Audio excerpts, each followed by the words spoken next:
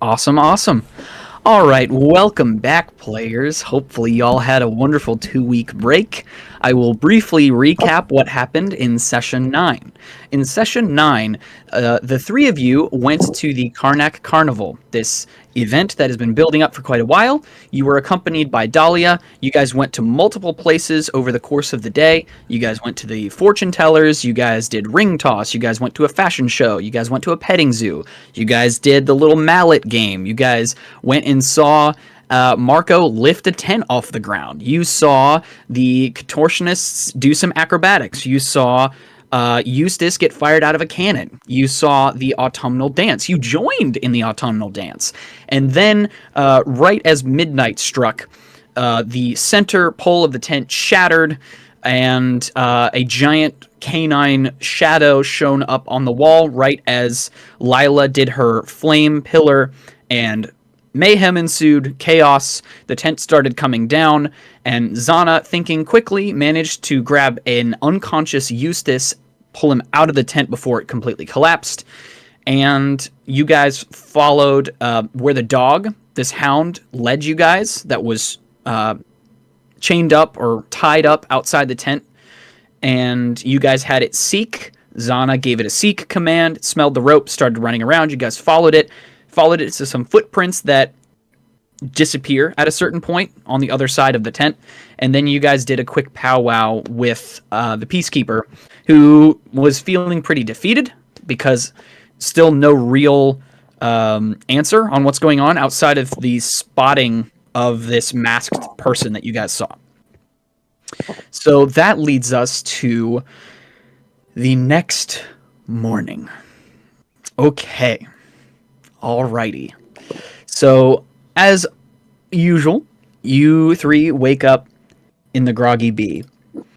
And you guys had kind of a crazy day yesterday. So I'd imagine the three of you probably slept really well. Or at least just slept in. Maybe you didn't sleep well, but you definitely slept in. Yeah, so you got a bit of a later start than maybe you normally get. But the three of you get ready for the day. And I'll just give you guys an opportunity.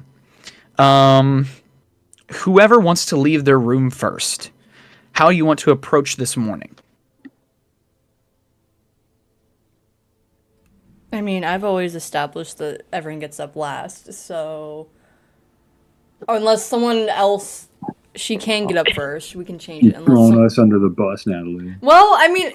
Look, if we want to change it up, if everyone else wants me to go first, I can go first, but... I'm just gonna get out of bed and go get breakfast. Okay. Yep, I probably pace around a little bit. Not sure whether to sharpen my weapons a little bit extra, shine my armor a little extra, or pray a little extra, or whatever. But, hoping it just goes a little better than it did the previous night. Who does Marko pray to? The Triad.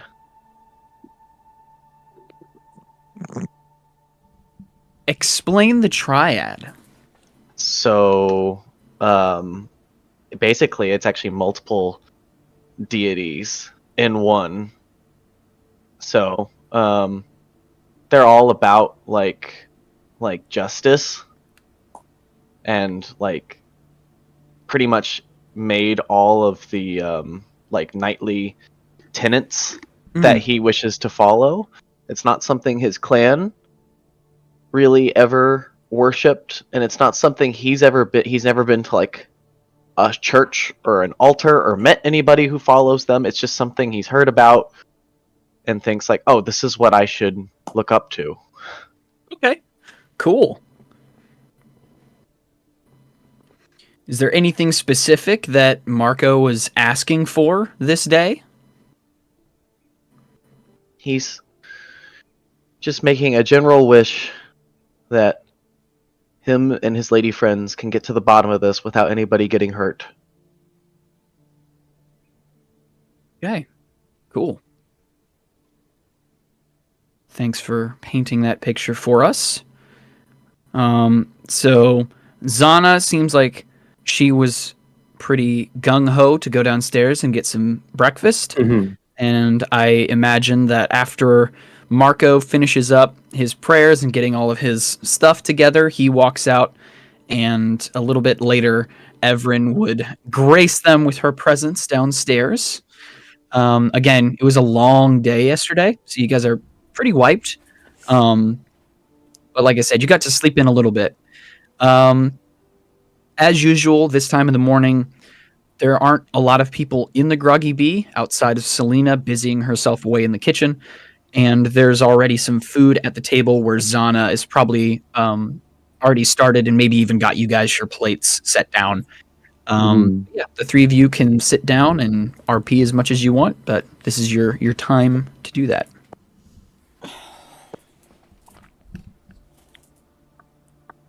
Oh, good morning, you two.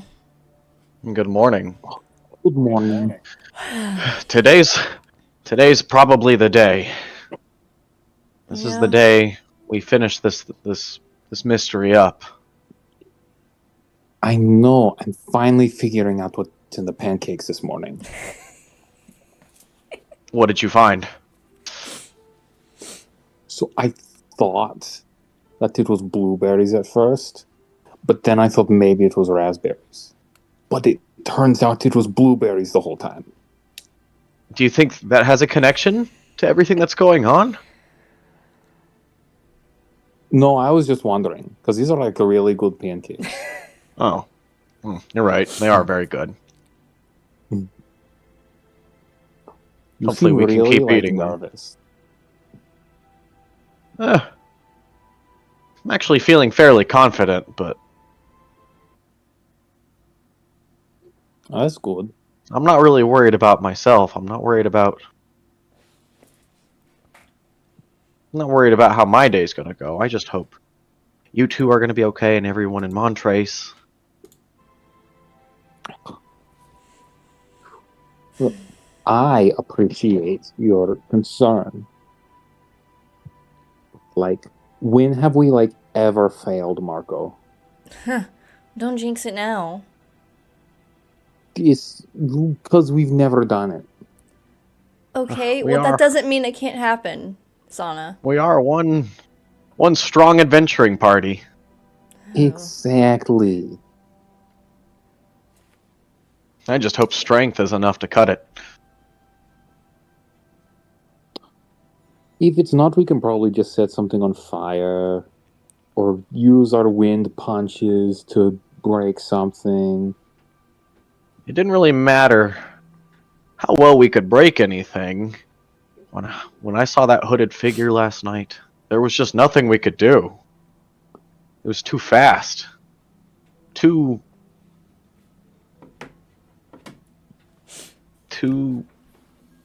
shrouded in dark magic of some kind.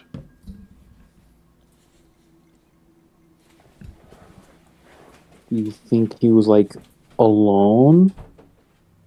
Is there, more of them? I know it's a little late in this investigation, but I still have no idea. Some mysteries aren't supposed to be solved, I guess. Unless Well, we this do. one is. Yeah. Whether it goes the way we want or not. At the very least, we should make sure there's no WOLVS's left. Right. You're missing an E on the end of that. Zana. Okay, Evren, you spell it.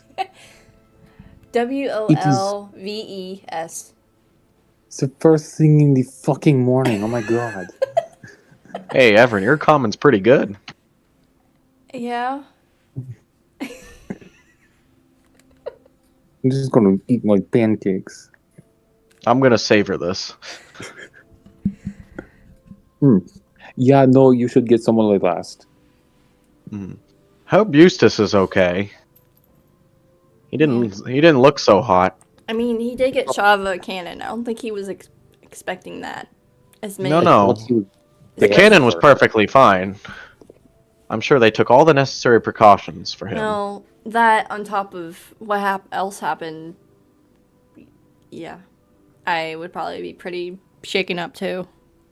He'll probably wake up the afternoon. Very sore, but he deserves to sleep in.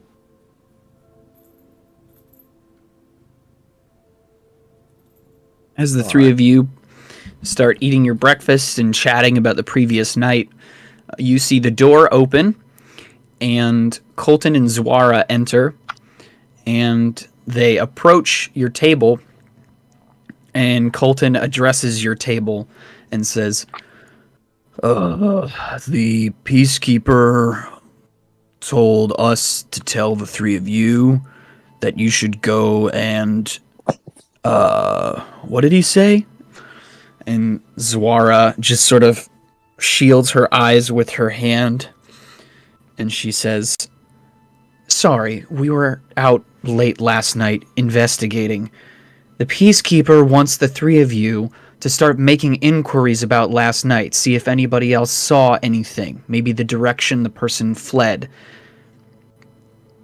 I think it's a moot point, considering that the Peacekeeper himself has already decided to go investigate the area where the footprints disappeared, see if he can pick up the trail somewhere else. But he's wondering if anybody saw anything after people were let home last night. We can do that. I believe we were going to continue our investigation anyway. Is the Peacekeeper going to be all right? Following that trail all by himself? Colton and Zwara exchange glances at each other, and Colton kind of shakes his head knowingly, and Zwara says, if you ask me, I think he's about this close to losing it. That much is obvious. Where's Eustace? Is he up for the day yet? He was going to be the first person I check on, to be honest. We haven't seen him yet. He's probably still in bed. From the kitchen, you hear Selena say, are you talking about Eustace? Mm-hmm. Yeah. We haven't seen the old geezer yet. I hope he's okay. I checked on him earlier this morning, and he was still fast asleep. Uh-oh. Hopefully that's all it is. Just sleep. He seemed to be breathing normally. Whatever he had last night is stronger than anything I have here.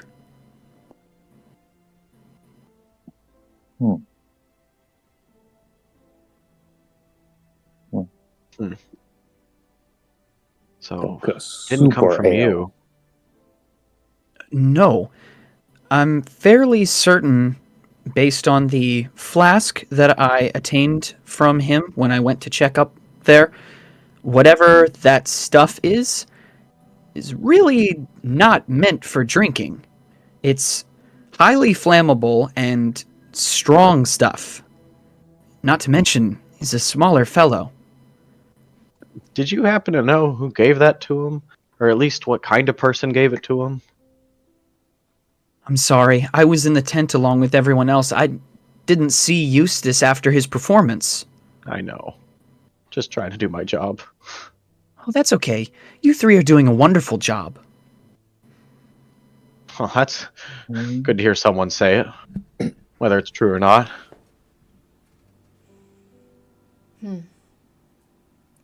I don't know. I just really wanted to protect this town and get to the bottom of this before anything could happen, and now everyone's panicking. And they might have good reason to. I didn't get all the details last night. Was there a wolf outside the tent? No, it was a dog. If there was, It we was didn't gone. see it. Yeah. Oh, well, that's good, I suppose.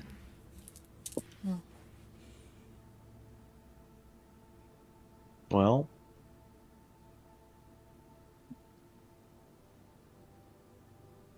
and hopefully whatever we find today bears fruit, and then Colton, Zwara, hopefully you can go home.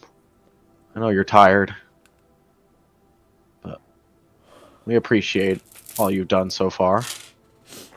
Colton, who his eyes are half closed, looks like he's almost falling asleep standing up, sort of snaps to and says, "Yeah, I can't wait to go back to the outpost." Well, where would you like to go? Anywhere but the outpost. Why don't you? That's what I did. Yeah, well, our situations aren't exactly the same. I still have to serve out the rest of my duty. You have to? Yeah. When you join the ranks of Devier, there are certain things you can and can't do. It's not You like they're just gonna pick up and execute leave you, are whenever they? you want.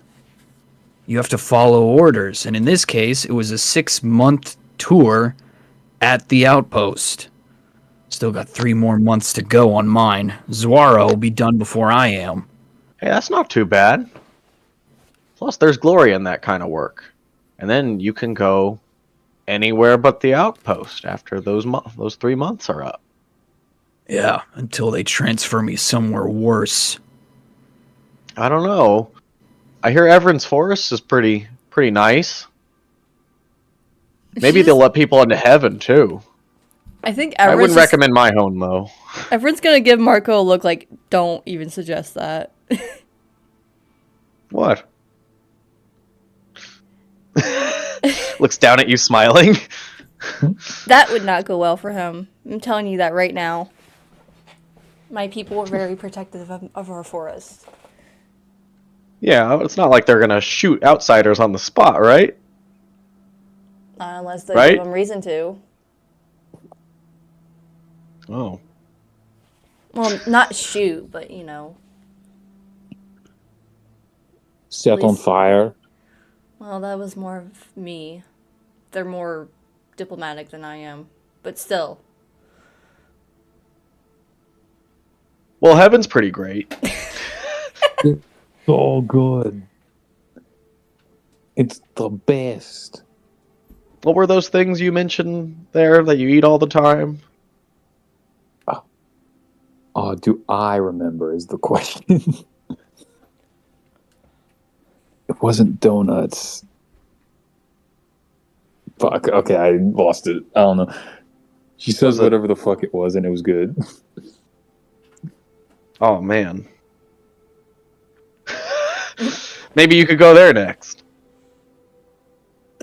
Zwara and Colton are looking at each other, baffled out of their minds.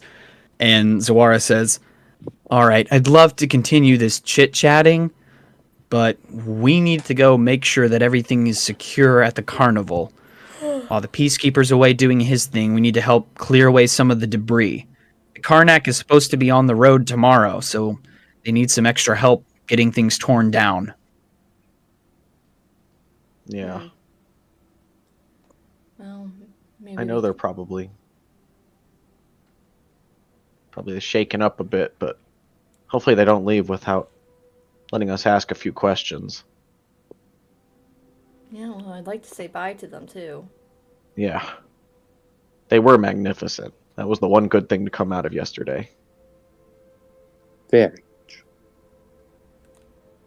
Yeah, well, we were a bit preoccupied looking over all these lovely barren farms instead of going to the Karnak, so glad you had fun. We did. It was such a good time. Thank you. You're As so much as nice. we could have had. Zwara turns to Colton and just says, "Oh, get over it. You'll get to see them one of these days. We got to lounge around for days beforehand. Get over yourself." And the two of them walk out of the Groggy Bee to go off to the Karnak.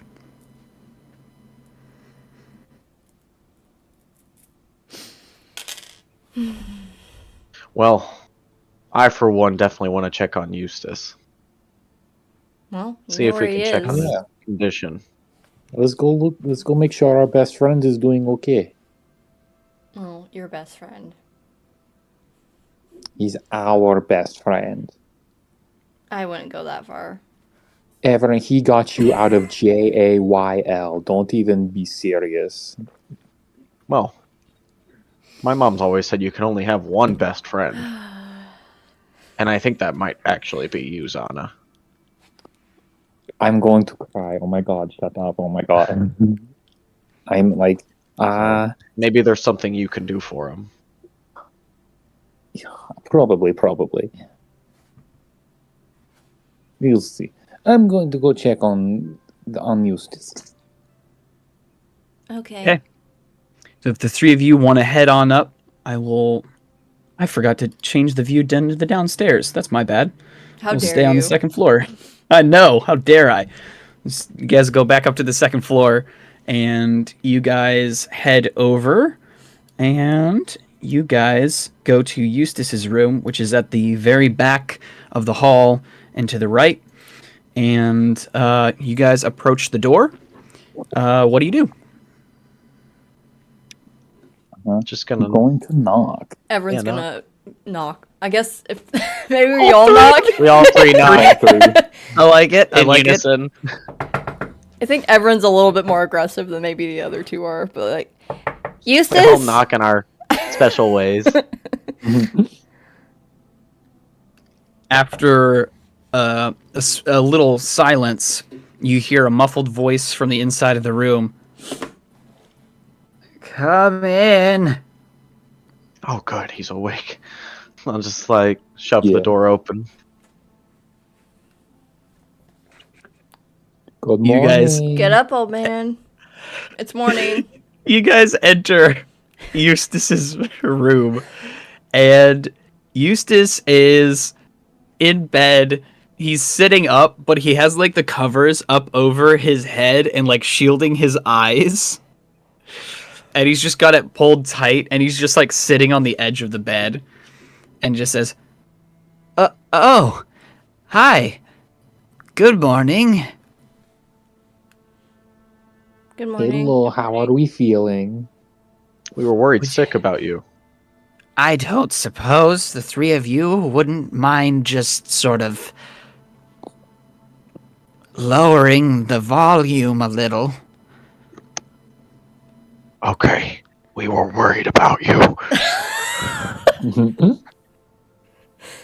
Thank you. Thank you. Are you all right? Oh, I've been better. Ooh. How is the cannon? You know, that's kind of the reason why I'm not doing so well today. I wasn't feeling great after, getting thrown through the air at high speeds unexpectedly. And I went outside the tent to get some air, and then somebody in costume came up and offered me a drink from this flask.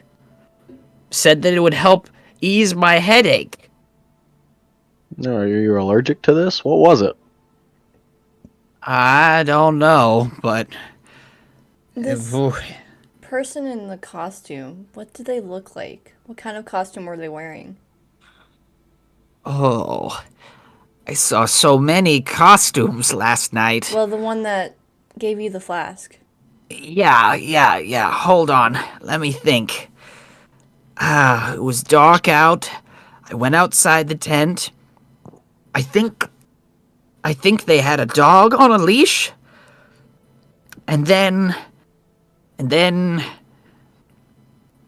they handed me the flask. They had a mask on. It was shiny, but the rest of their outfit was dark. Oh, how festive. Any other details on this mask? I mean, it just looked like a face. I see. Did they say anything to you?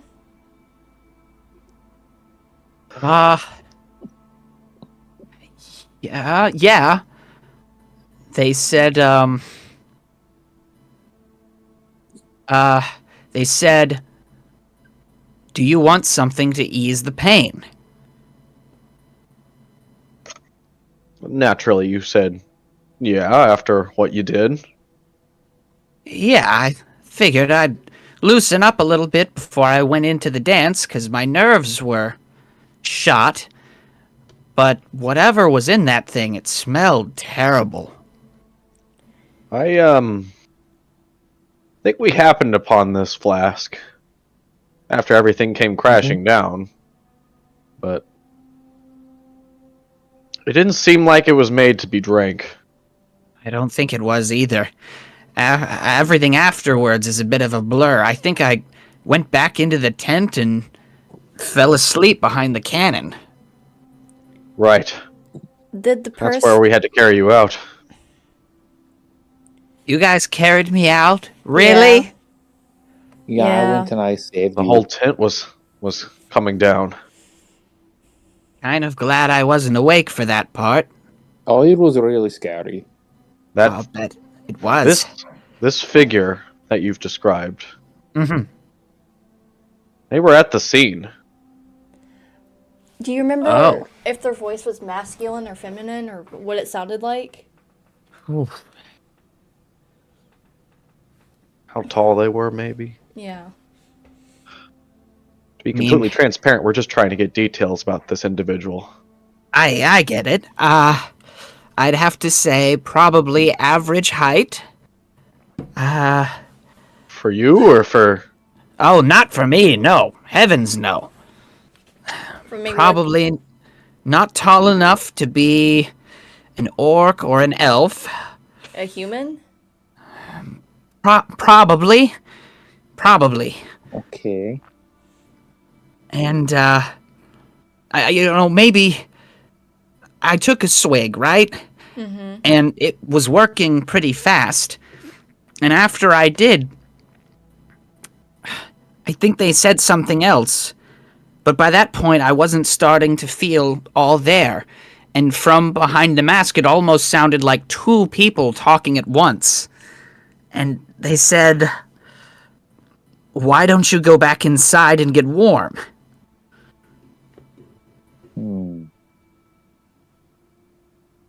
Oh. And they weren't saying that to you. You know that for sure. They were saying it to me, but it just sounded like two people talking at the same time. Okay.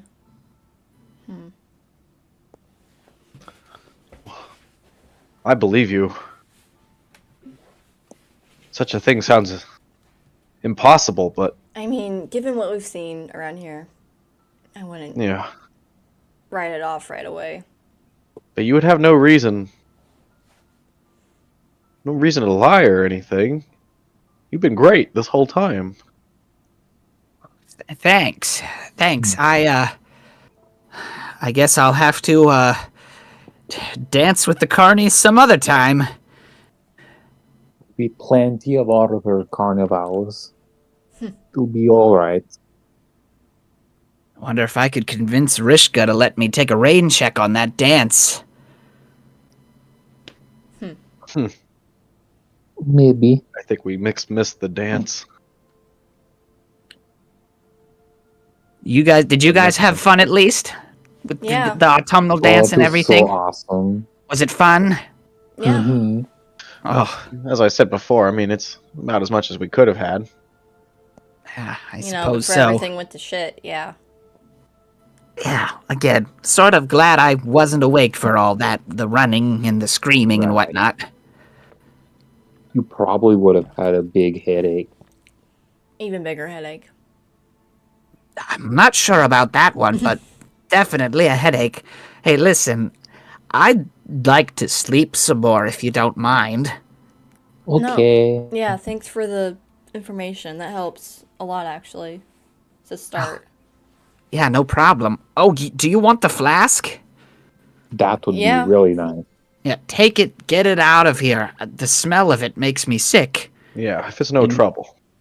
He hands the party, and whichever one of you wants to grab it, hands you just a small metal flask. The same one that you guys saw fall out of his sleeve the other night.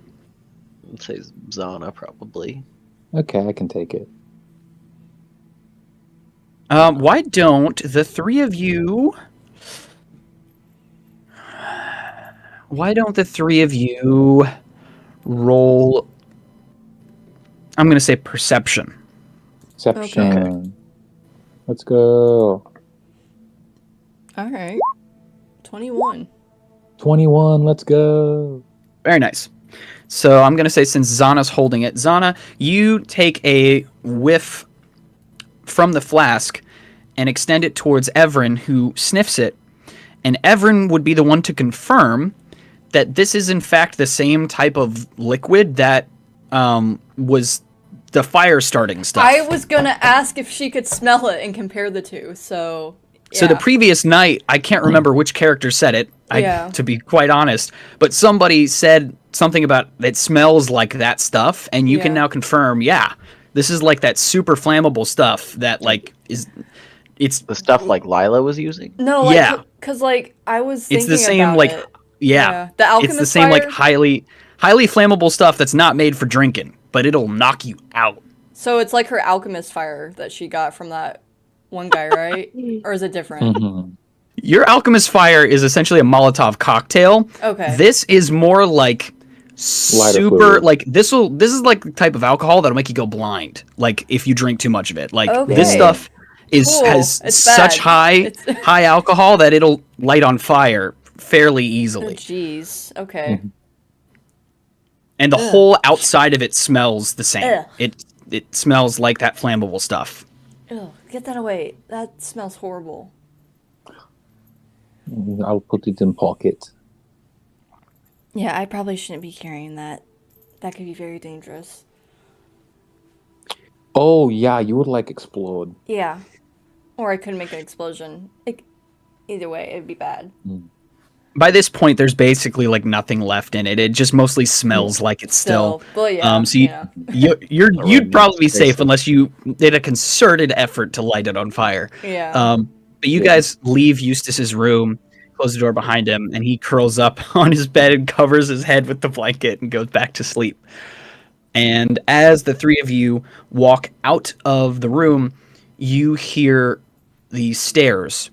And looking down the hallway, you see the Peacekeeper run up the steps and look down the hallway at the three of you. And the Peacekeeper says, "All three of you, you need to come with me right now. Auguste never made it home. We need to find him." God. Oh no. Not Auguste. We'll leave immediately. Let's go get him. I don't want to be rash, but we can't lose him. So as the three of you follow him down the stairs, he starts explaining the situation, and he keeps talking until finally you guys are outside into Montrace proper. And as you guys are going, he explains.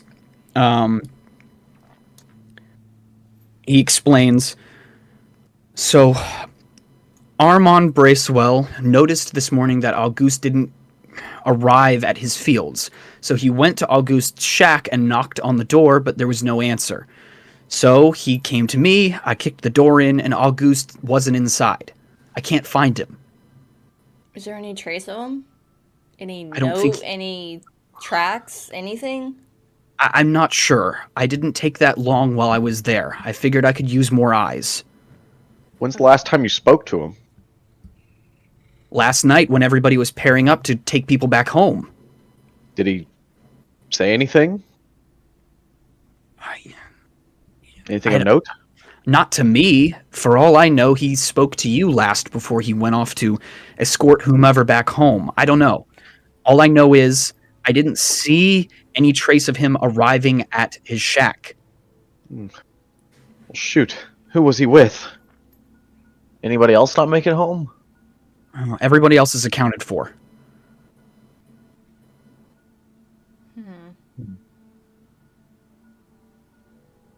Where was he last night in all that mess?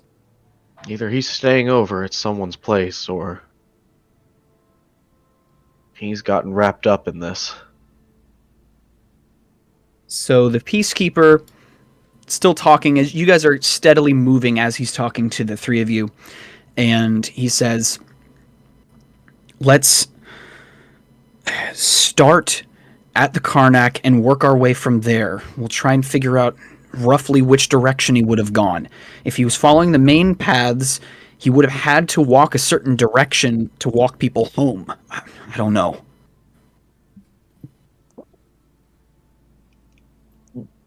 I can't remember if we know who he walked with, if anyone. Yeah. I can't remember.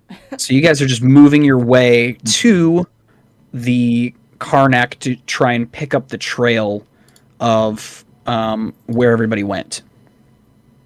That's probably what we would do next. Yeah. Upon reaching the Karnak, this is you guys walking for a while, you guys would see Rishka sort of hurriedly walking back and forth between different groups of people, giving instructions on how to, like, tear everything down.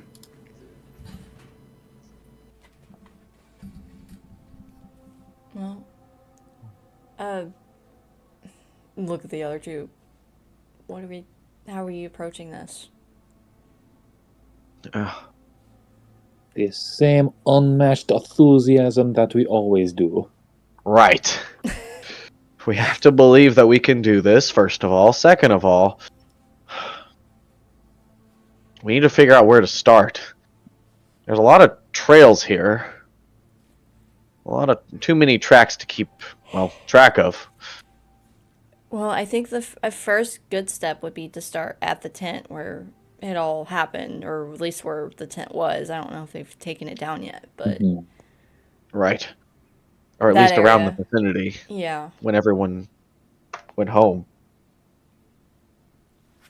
And if we see anybody here, maybe we should ask them if they saw anything.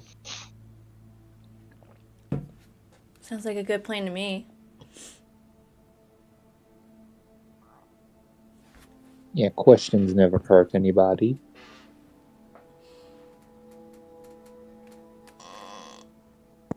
All right, so what are y'all doing? I'm going to look around and see if there's any bystanders, any witnesses. Okay. Sure thing. So you see basically any NPC that you guys saw the previous day, it's assumed that they're in the area. There aren't a lot of, like, townspeople at the Karnak for obvious reasons. They're all back to their day jobs. So it's pretty much just the Carnies plus Colton and Zwara who are actually at the Karnak area. Okay. Also, DM to player info, something that your characters would know from the previous night. I just double checked to make sure I had my facts straight, but your players would know that Auguste escorted Dahlia home to make sure that she got home. Oh Okay. no. I must go find my best friend Dahlia. Yeah, I couldn't. I knew. no. I figured we knew, but I couldn't remember who it was. Right, but starting from the Karnak is a perfectly reasonable thing to do Yeah. still. Yeah. Well, guys, come to think of it, I think Dahlia was with Auguste when they left. Oh, great. That's concerning. I mean, it was concerning before, but We should probably think about asking her. all right. Well, do we want to start here first and then go to her, or are we changing our plan? Walking to Dahlia's from here could actually lead to something. That's Yes, true. yes. Take as This is direct just of a good path as starting. possible. Okay. Is your party in accord on that? Yeah. Okay. So your party picks up the trail from the Karnak and start heading in the direction of Dahlia Cromwell's home, which Zana would be able to pinpoint exactly what direction they needed to head because she was over there with Eustace 2 days ago, and she joined you from her house the previous day to go with you all to the carnival. So Zana's able to, like, help zero in, okay, if we start walking this direction, we should arrive at the house. Right. So you guys start walking in, like, a beeline for Dahlia's estate. So if you guys want to, all three of you, roll investigation. Investigate.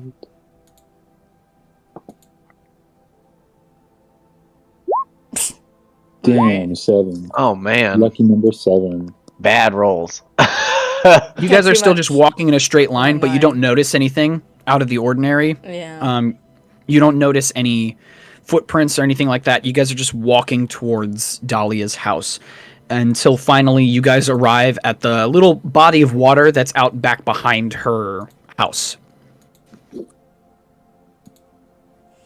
Come to think of it, I don't believe we've ever visited Dahlia. I have. When? Well, when we needed to go get the barberry plant, and I had to be like, "Hey, can I borrow your leg for a second to find it?" Did you And that- notice anything while you were doing that? Well, it was kind of dark, and we were really busy digging. We didn't go inside. We were just very busy digging. Point of order. You did get to go inside Dahlia's house. That's true, because we had to get to She- the backyard. Right. She invited you in. You guys didn't go on a tour of the house, but she Right. let you guys into the little main area. But yeah, Zana's been there before. Yeah, that's how we met and became awesome buddies. Near the end of this campaign is when my accent starts slipping. It's becoming German. Buddies.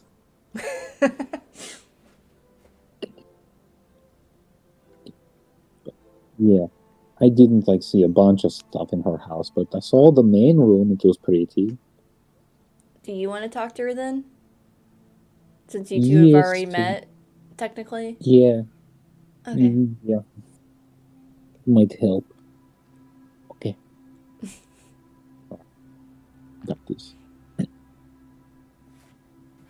So Zana approaches the front door and knocks on the door, and Dahlia answers a few moments later, and she opens the door just a little bit, not all the way, and then once she looks up and down, sees that it's Zana, she opens it all the way up and says, "Oh, it's you. Good morning." Good morning. Just wanted to stop by and check in, see how you're doing. Are you okay after yesterday? I'm doing better. My nerves are still a little bit shaken from last night. And then she looks over your shoulder and sees Marko and Evren, and she waves. I way back. I'll also wave back. Yeah, nerves are shaky, and sometimes when scary stuff happens, they shake a lot. So I don't blame you. I had a question, if that's okay. Okay, what's up? So you left with August last night, right? Yeah, he told me that he wanted to make sure I got home okay. Do you know where he might have gone after that? Whew. Well, I think he said he needed to check something, and then he was going to bed. Okay. And she's gonna lean in. Okay, so don't tell anybody, but no one knows where he is. And she cups her hands to her face and says, "August is missing?" Yeah. Don't spread it around, but we're doing our best to try and find him. And I was like, well, you saw him last time, as far as I knew, so I thought I'd ask you if you just knew anything of where he might be. She looks out from beyond her door and she sort of scans the horizon, and with her finger she points past Philip Alachran's mill, beyond that, sort of equidistant between the Bracewells and the mill. So that would be northwest of where she is. And she says, "I think he said that he was going to go check some traps that he set." Okay. Well, Traps. Okay, traps. Okay, that is really helpful. Thank you so much. I will tell the other two that we can check that out next. Okay. Well, please let me know if you find him. Yes, you'll be the first person I tell. Well, I have to probably tell the peacekeeper. You'll be the first person I tell. Okay. Goodbye. And she's going to, like, with no sense of personal space at all, just give, like, a really quick, like, friend's hug and then leave. Dolly's just standing there frozen for a second and just goes, bye. And then closes the door. I think while that's happening, Evren's watching with her arms crossed. She just looks up at Marko, like, and just does back and forth motion. She'll like walk back. Okay, you guys. So apparently, after August dropped Dahlia off last night, he went to go check traps about that way, northwest-ish. Traps? For what? Yeah, traps. For wolves, probably. Probably. Oh, you know what? Yeah, wolves. I'm not gonna August? spell it again. Auguste was not superstitious like the rest of the town was when it came to these wolves. He seemed more fascinated by them. So, Well, with reason, he probably felt this was his chance to help. Mm-hmm. After all, you know, we did just experience a bit of a crisis last night. Yes.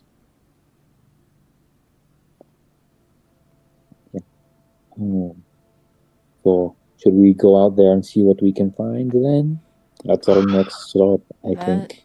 Seems like the next best, place to look. Even if it doesn't give us any more clues to this investigation, we gotta make sure he's all right. Yes. All right. So as you guys are figuring out what you're doing next, you guys hear steps behind you, and you see that the Peacekeeper is like speed walking from the Karnak towards you guys, and sort of yells at a distance. It says, "Anything?" Mm-hmm. We're working on it. Anything yourself? No, nothing. All the carnies were distracted by the pillar of flame. So That checks off a lot of boxes. Yeah, we don't have anything on the crazy mask person yet, but we do have a lead on where August went. Yeah, nothing besides Eustace having a pretty close encounter with this individual. Wait, Eustace talked with this person? Apparently, they Yeah, were the one they- that gave him the flask he drank from. Show him. Yeah, and pull up, look at Zana and be like, Yeah, it Flask. was like full fluid, I think, but it's the wrong stuff. yeah. He takes it, smells it, and like pulls his head back and says, "Yeah, that would knock an orc out flat if it drank that." Yeah, it almost killed Eustace, right? It just doesn't make any sense. This is clearly not meant for drinking. But it's not poison either. Why would they want to knock Eustace out? It's not some kind of potion. I don't know what this person's goal was giving this to Eustace. It doesn't really benefit our masked menace. Where did he get the flask? Where was he when he interacted with this person? He said he was Just like outside the tent. outside the tent after his performance. An Did he give individual. you any details about what they looked like? Any details about what they were doing? Probably average height human. Smaller, like human height, Yeah. with a dog on a leash. The same dog, probably the same dog we found last night. Black clothing and a mask, a shiny mask. All right, so the same person that you saw was outside getting set up for the big theatrical play, and Eustace was in the way. So they needed to get rid of him. So they gave him something that could potentially kill him or at least knock him out. And then he winds back up in the tent, so he's out of the way. This stuff is from Lila's show, so I'm guessing that this was a last-minute thing. Eustace must have screwed up the plans somehow by being outside the tent. He couldn't harness the dog up if Eustace was still there. That's Ooh, you are so good at this. Thank you. All right. Which direction did August go? Points in wherever northwest from our position would we're be. heading that Dahlia way. said We're that following he right went that now. way. We're heading that way right now to go All check right. it out. Let's get a move on. And he starts walking in that direction. So you guys walk for a little bit. All three of you roll investigation again.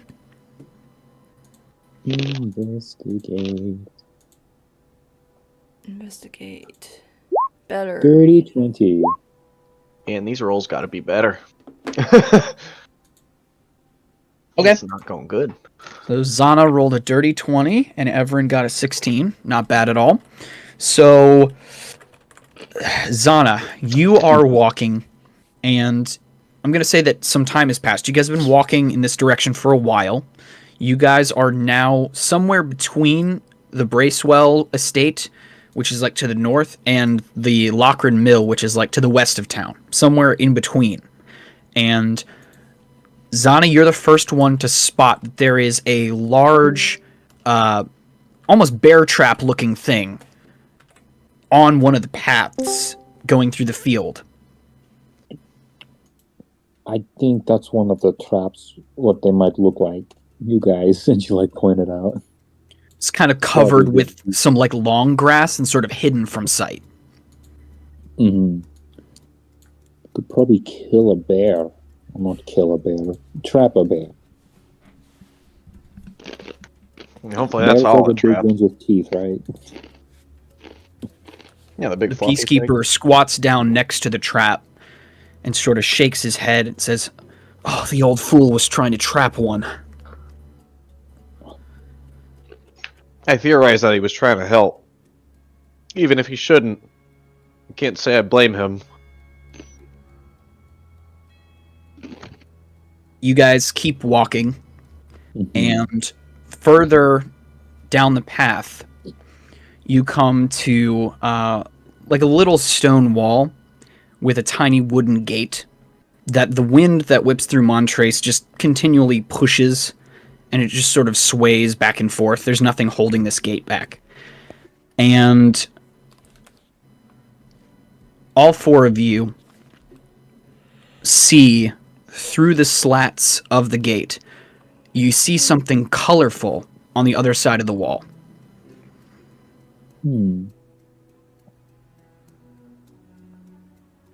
Should we open the gate?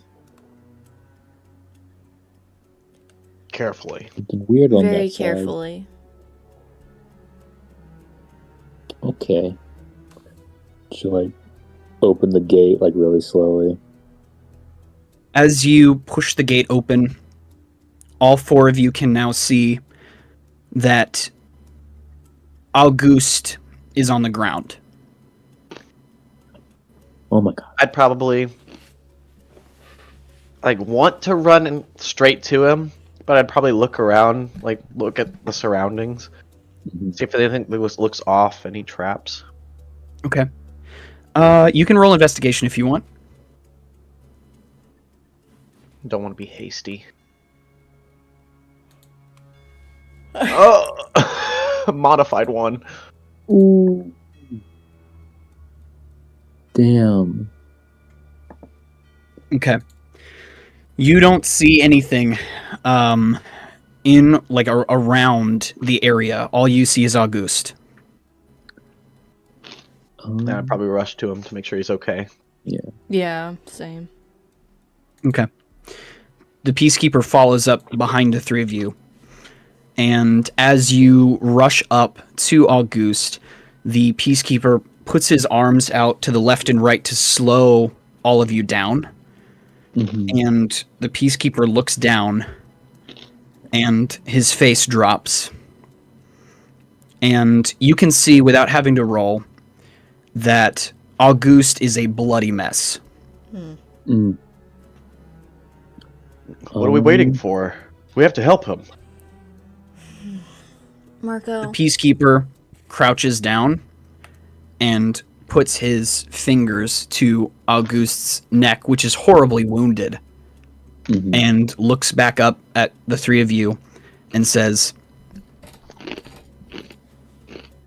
"He's gone." Shit. Gone. Can't Trees help him? There could still be Marko, time. Look at him. You really think she could do anything about that?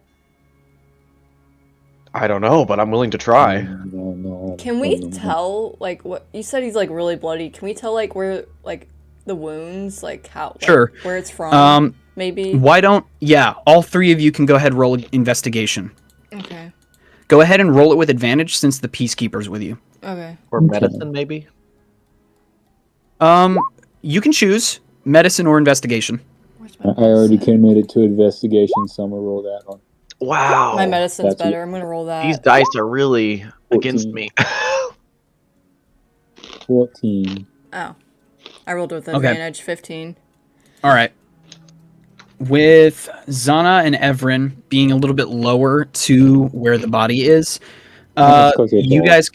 guys can see that there are tooth marks all over, Wolves? but primarily the neck. Are they wolves? Do they look like from wolves?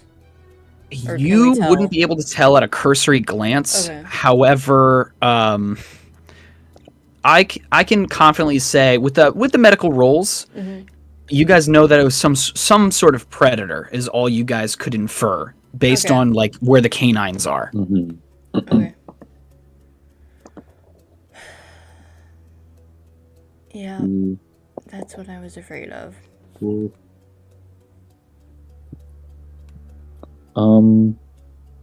I know we're gonna be rolling investigation like a lot, but can I see like any like trail or tracks moving away from him? Can Yeah, I you can mark roll for that. survival for that? Ooh, survival's also a good idea. I will roll survival for the flavor. Since it's if we're like tracking tracks, I feel like That's a 19.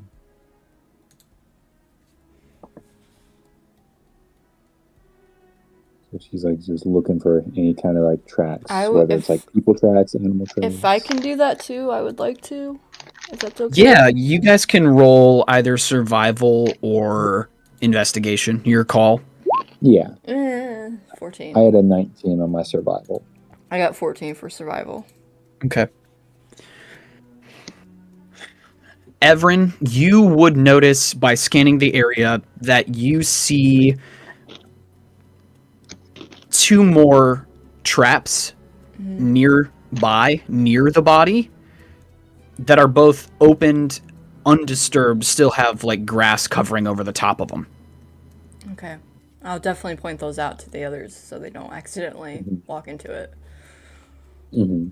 Zana, with your roll, I'm going to say that you are. So you're looking around the body. Yeah, just to see if there's any like tracks to trail off of. With that roll, you manage to spot a set of footprints a few feet away from the body. You can see Auguste's footprints behind him leading up to where his body's fallen, but these footprints carry on. Oh, there's a trail going this way. She'll like kind of nod at it. More where the wolves went? Or whoever did this. Yeah, These are tracks. Yeah, good question. These are footprints, So they're like shoe humanoid. prints. Okay. Okay, I think, look at boots. like, with his head frazzled, Marco's just like, but it was clearly bit by an animal of some sort, probably one of the wolves. How could there be another person here unless it's that same guy? Fucking Zana's just gonna be like, hey, so I'm like, we both know.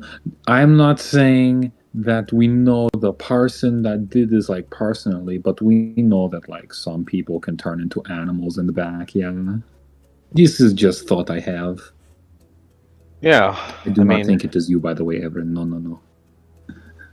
it couldn't. I mean, Evren's never been on the suspect list, but do you have? She's gonna like do you- gesture towards the peacekeeper nearby, like, guys. He knows have- who we are. Do you have any insight? The peacekeeper stands up and sort of shields his face with his hands and says, "All right, the three of you stay with the body. I need to go get Colton and Zwara. They can help get the body to the temple. Try and keep this between us for now. Just make sure nothing happens to the body and just check around, see if you find anything else." And then he rushes off. Auguste may be out of time already. Are you sure I can't just carry him back to the temple? Don't touch anything. Leave the scene as it is for now. Colton and Zwara will take notes before we move the body. Right. Crime scene. I know. He hurries off. So you guys have some time before Colton and Zwara show up to make any other investigation rolls you want to make. Oh man. Trying to think, being a druid, how Evren can help in this place. Is like anything significant in the direction that the footprints are going to?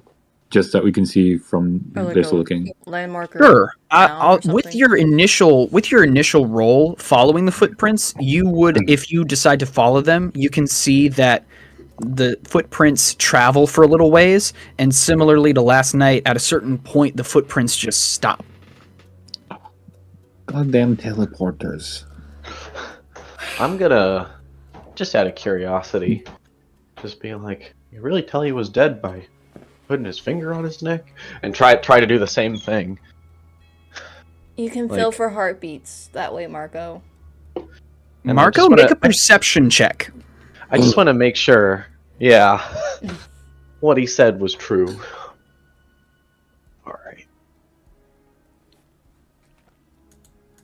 Perception. Oh my god, 5. What is going on? Marco's having a really hard time, okay? All Oh my that God, what is Marko would be able to tell is that the body is just like ice cold. That's all you can really tell. Hang in there, buddy. You can't be dead. Not really. Did the piece keep the flask, or do we still have it?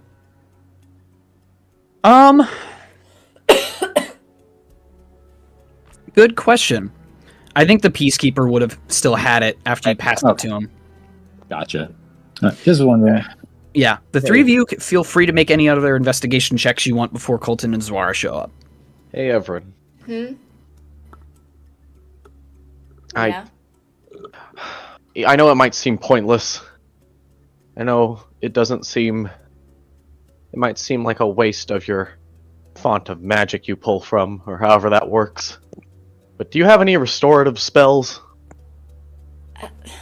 Any you could Marko. try using for Auguste, just to stabilize him, hold him over? He might already be dead, but if there's any chance he's alive... I've got a little bit of healing magic. I don't think it's gonna do anything, but if you're really, I can do a little bit, just to be sure. If that's okay with you, it would mean a lot to me. Sure. She's just gonna kneel down and then cast first level cure wounds on like somewhere on his body. See what it does. Okay. No, yeah. Yeah.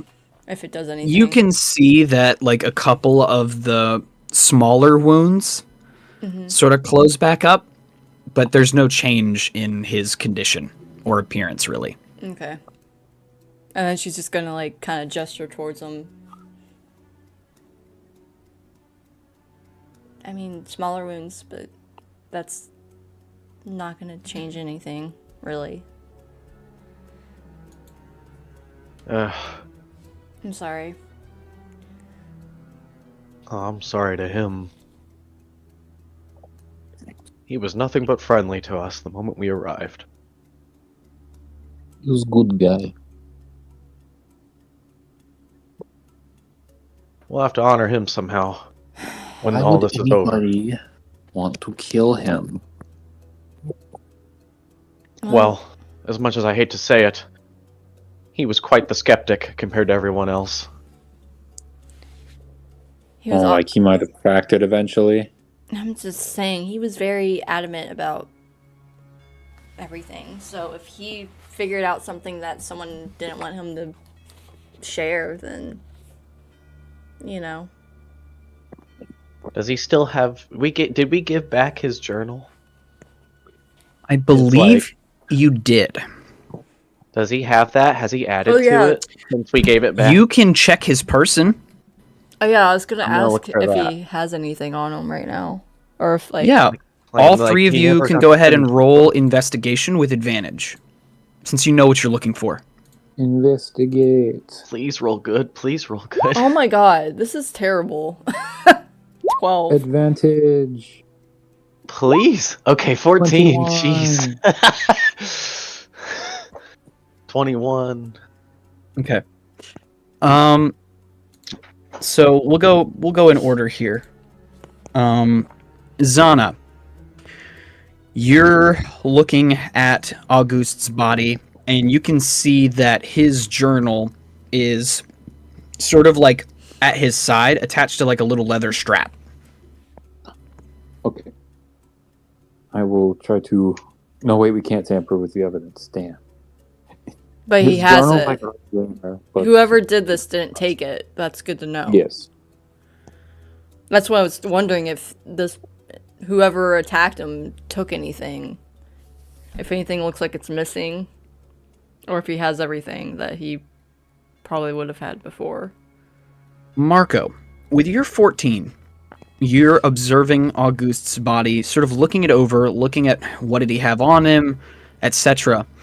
And you notice that in his condition, rigor is set in, and his limbs are stiff.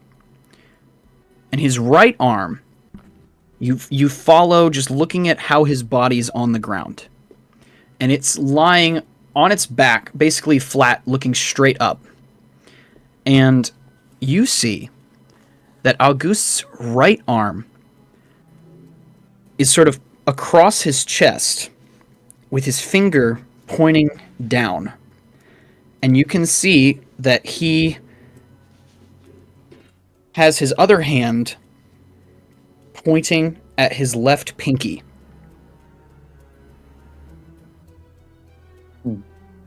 Eyebrows furrowed, just like, investigate the pinky finger. Yeah, I mean, with that same roll, you don't notice anything irregular about his left pinky, but you can tell that seemingly before he died, he was pointing or drawing attention to his left pinky. And Did there's he nothing. wear any like rings or something? Yeah, that's what I was wondering. Will we know that? If he had any rings or anything on there? All three of you make a history check. History. Oh, this could be a flat roll. Let's see what we got. Thank goodness. For 117. Marko, your mind is pulled back to Croyburn Manor. You're down in the wool drop beneath this house. And you close your eyes.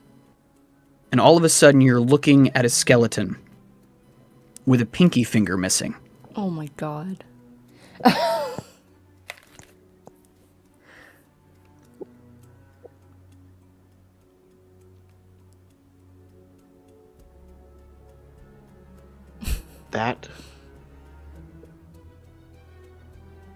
That seriously can't be possible.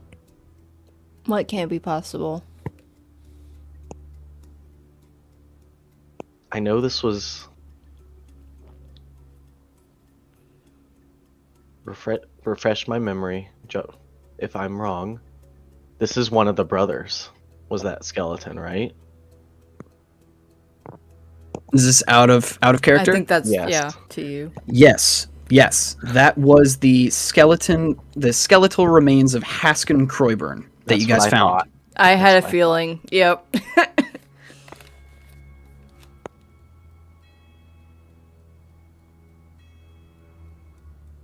Yeah, Do you all remember that night in Croyburn Manor?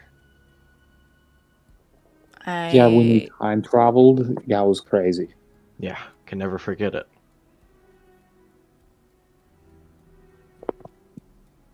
What about it? I think in his final moments, assuming this body hasn't been tampered with since Auguste was murdered, he seems to be giving one final piece of evidence as to who could be behind this. Mm-hmm. Okay. I think most of us already knew he had some connection to what was going on, but look. He's pointing to his pinky finger, just like the one Haskin was missing when we found his remains. I had a weird feeling he was involved in this somehow. Those Oh. weird spectral knights. Oh.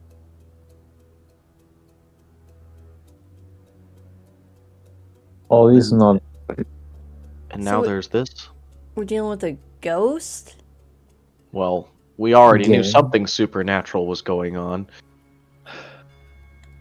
Maybe Haskin is either working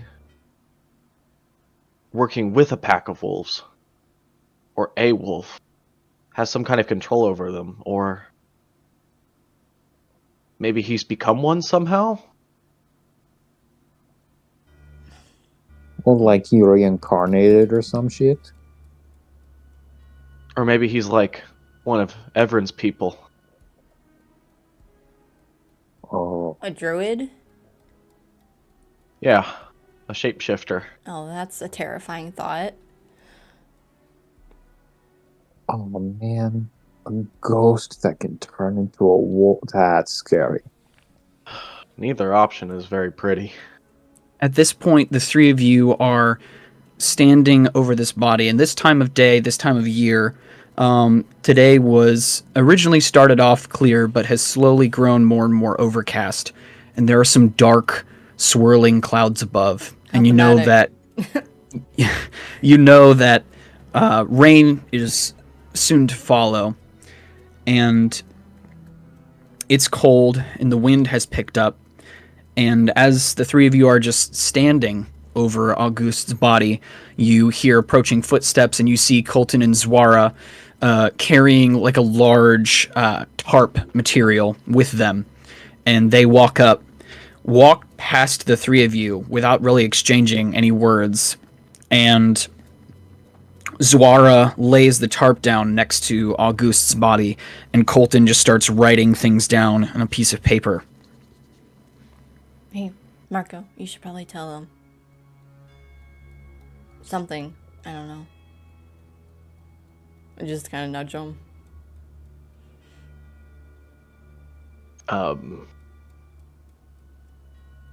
Unless you think that's a bad idea. Tell them what? That he could be alive? I don't know. Maybe draw attention to the fingers or something?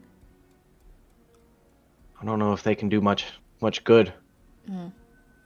They have to get Auguste back to the temple. If there's any hope for Auguste, they're going to be busy with that. Marko. Zwara is crouched down near the body and is just examining around the area, and then she looks up at the three of you and says, "The three of you can go now. We'll take it from here." And then she stands up and gets closer, out of earshot of Colton, who's sort of absent-mindedly scribbling stuff down. And Zwara says in a more hushed tone, and you've never seen her this sincere before, and she leans into the three of you and says, "The three of you might want to go check on the Peacekeeper. He's not taking this well. Uh-oh. Yeah, I don't blame him. I figured as much. I think I saw him storming into the Groggy Bee. We'll get the body back to the temple. It'll be waiting there. We already told Treese to be expecting it, but she's going to keep things quiet for now. Well, please, if there's any chance he can be saved, please. Keep that body intact, preserve it. And if nothing can be done, just make sure he gets laid to rest properly. She nods, and she looks down at the body and says, "Don't get your hopes up. I know what a corpse looks like." And then she goes to help Colton. Hope for the best, expect the worst.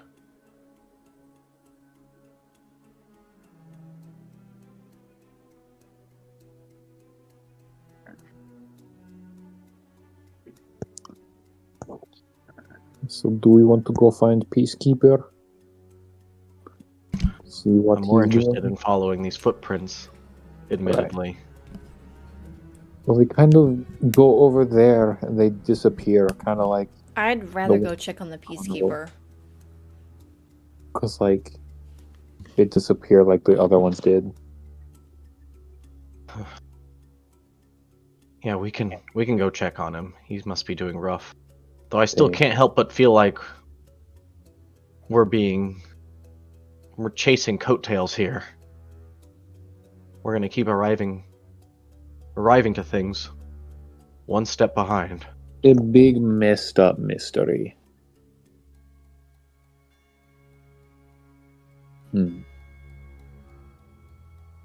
So from the distance where the three of you are, it's quite a walk to get back to town. And I'm going to say by this point in the day, throughout your entire investigation, walking around, talking with people, it's probably getting to be around that 4:30ish. And because of the time of year, it's starting to get dark because it's so overcast. So by the time you guys make it back to Montrace proper, a lot of people's lights are on, and the lights in the Groggy Bee are like being lit as you guys see it at a distance. Mm-hmm. Okay.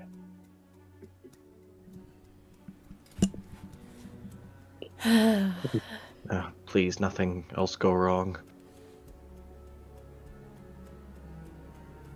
It'll all be okay. Just keep positivity. Alright, let's go check on the Peacekeeper. You guys enter the Groggy Bee, and you don't see Selena behind the counter, but you do see the Peacekeeper, and he is slumped over the bar area, and there's an empty flagon next to him. Oh God. That's not a big surprise. Do we like try to wake him up? I think we have to. This is true. Okay, so you guys are trying to wake The him. day's not through yet. Yeah. So you guys like try and jostle him or something. Yeah. Mm-hmm. I'd probably call for Selena and just be like, are you around? You don't hear her in the back.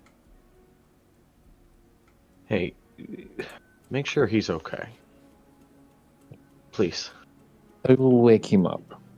I'm gonna go check and see if she's around. I'm gonna go with you, Marko. By all means. Okay. So Zana, you're like trying to like shake him awake, and he is zonked. He is out. Can I find the empty flask on him that we gave him? Yeah, if you want to search through his stuff, I'll say, no, you really don't have to roll for anything. He's not going to resist. You can find the flask on him. It's still empty. Yeah. I want to like take the cap off and just like hold it under his nose for a second. Okay. So you're trying to smelling salt him. You Yeah. put it under his nose. No response. Can I smell his empty thing that he was Sure. drinking from? Yeah. See if it smells the same. It does not smell the same. Okay. People like, oh, the last person I saw this out was Eustace. It's got to cover all our bases. I'm just gonna, Damn. start knocking on the walls and just going. You have to wake up. So yeah, Evren and Marko, Mm-hmm.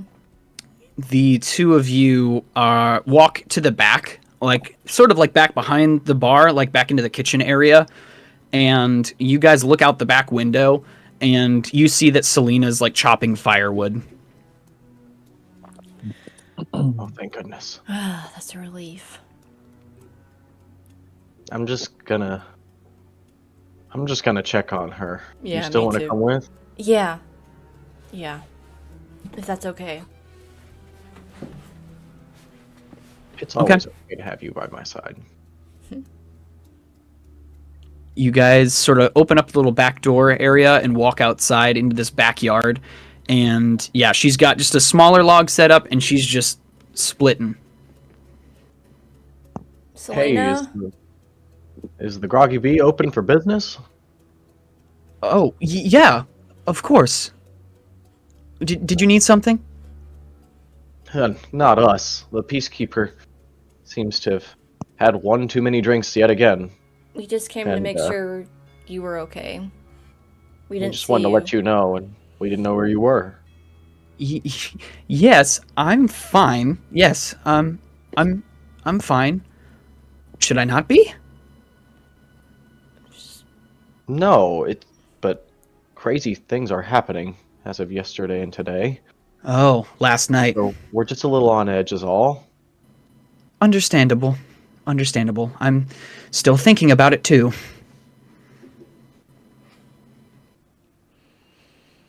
Yeah, he might need some help. Yes. The three of you wouldn't be able to take him up to his room, would you? I I'm- can't. Can't lift him. And he looks up at Marko. Oh, we easily can do that, but do you have any sort of remedy for him? Anything that helps people sober up besides, I don't know, any purified water? I'm afraid water and rest is all I can think of. Okay. Well, do what you have to do, but Take care of No. yourself too. if anything were to happen to you, I'd get inside as soon as you can. She like lowers the axe down to the ground and sees that you guys are being serious. Like at first it looks like maybe she's just like, yeah, okay, I've got an axe, I'm fine. But when she sees the expression on both of your faces, she says, "Oh, okay. All right, I'll just split these last two and then come inside, shall I?" Okay. That's perfect. I would appreciate you helping get him out of here so I can clean things up for the evening crowd. We can do that. Of course. And she goes back to finishing up what she was doing. Okay. Head back in and see if Zana's made any progress with Lionel. Zana's still shaking him, but he is out like a light. I tried shaking. I tried yelling, "You need to wake up." I've tried to make the flask wake him up. It's not working. Did you guys. slap him? No, I'm trying to do this courteously. Well, we probably have to carry him up to his room. I mean, I can slap him. Well, that was a joke. We can carry him Let's up not. to his room. Let's not slap our partner in crime. Even if we mean to help. All right. I would have said it was Evren's idea anyway, because it All was. I Let's wouldn't have lug him denied upstairs. it. Let's just get him upstairs. You can sleep here tonight.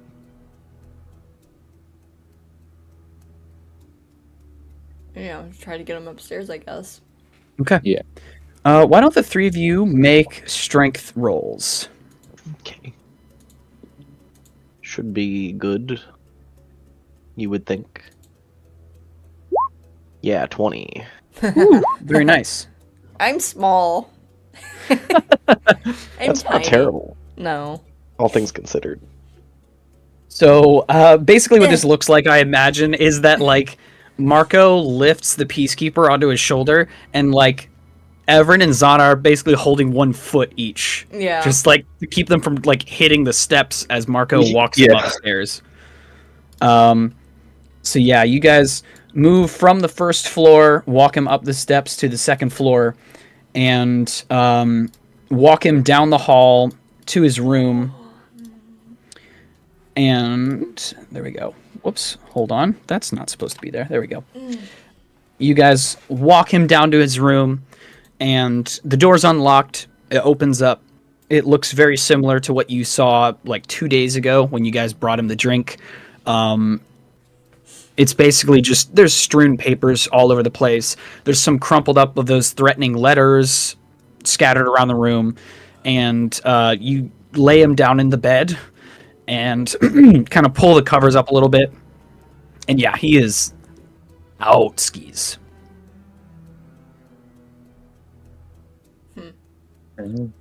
Guess we'll just leave him to wake up later. I guess so.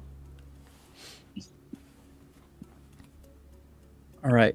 So after depositing the Peacekeeper in his bed to sober up, you guys walk back downstairs, and just as you guys walk down the steps, you hear that back door close, and you see Selena sort of wiping off her hands on her apron, and she says, "You know, he lied to me, you know."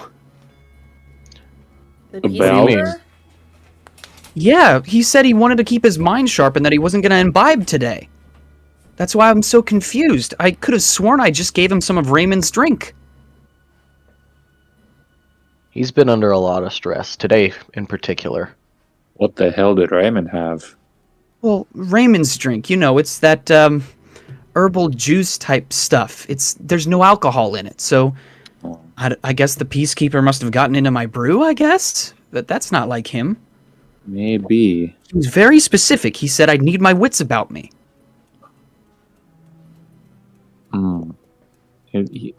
Very hard day. It's been a dramatic few hours. I wouldn't say this 24 is a hours. tad bit disappointing. This is the day, if any day, he did need to stay focused. That's why I'm so confused. I mean, I poured him Raymond's drink, and I walk outside, and in that time, it's a shame.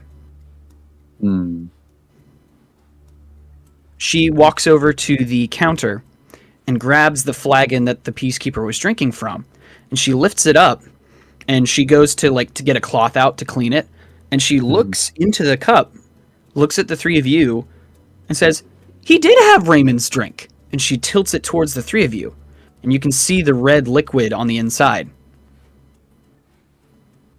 Huh.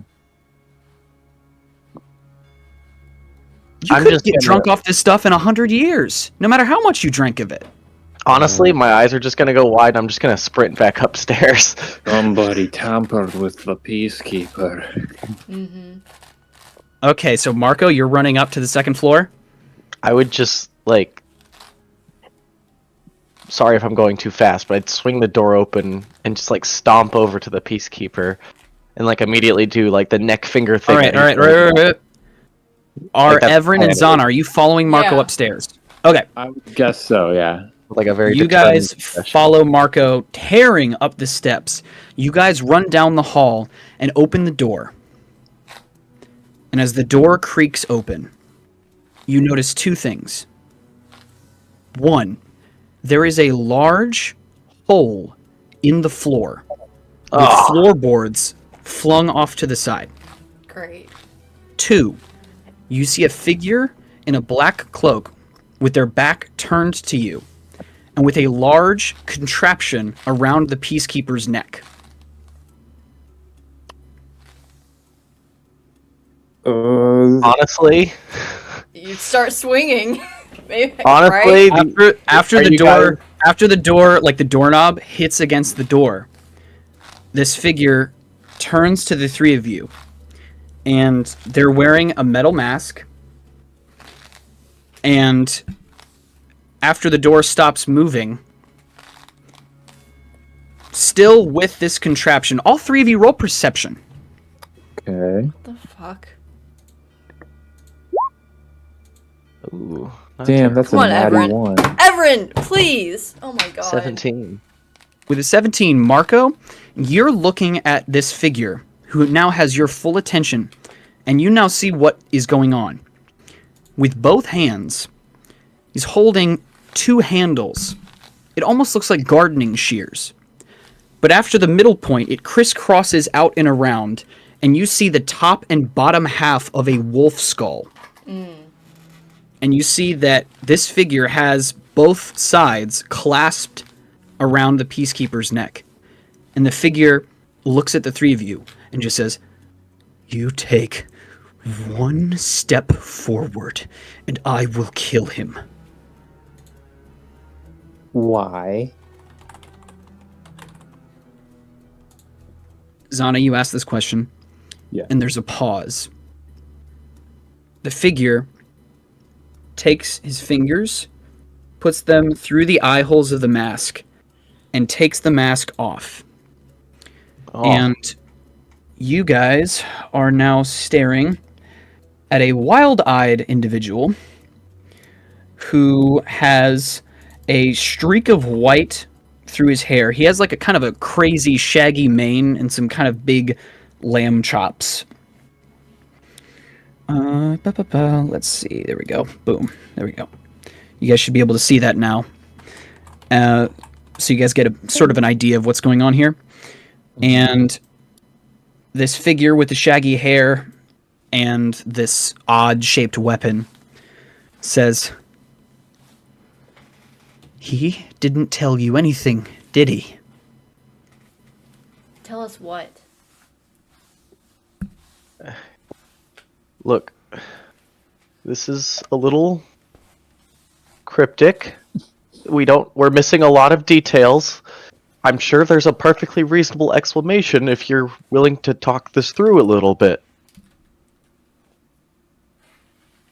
I spent 30 years planning. I'm not going to stop now. He's going to wake up, and when he does, he needs to see me. He needs to see my face. How do you know him? Oh. Let me introduce you to Lionel.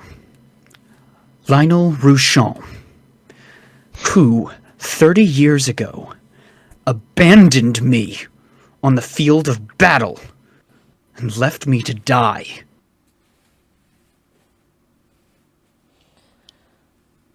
Oh boy. That is honestly very upsetting. And I could see how that could make you very angry. He's a liar, and he sets himself up as a peacekeeper? I know. don't think so. I know. He's a bit of a, well, you know, a coward. We were like blood brothers. He's the one who got me into the army in the first place. We marched into this little town with lies about military honor, and they slaughtered us. And then I got hit with an arrow, and I turned to my friend, only to see him throw his mask and run away. I mean, we saw the Valley of Bones. We saw how terrible this war was, and how it was good for nothing. Evren here was mortified, shaken to her core, and she wasn't even there. I can't imagine how you must feel. I'm not even going to try to pretend I understand. Well, good. That's very good. You have no idea how much time I spent. This So, peacekeeper, he's a liar. and that is very true. But is what you're doing going to help in any way? And then he sort of smiles a little bit and he says, "Yes, as a matter of fact, it will. I will burn both of his worlds to the ground. I'll let the Noirast figure out what to do with this deserter, and we'll see if he survives that long after the townspeople find out what he really is."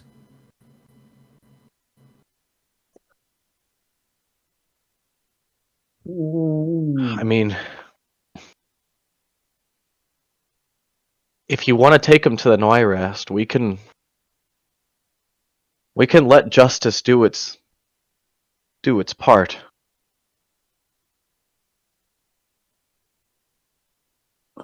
If that's really what you want to do, that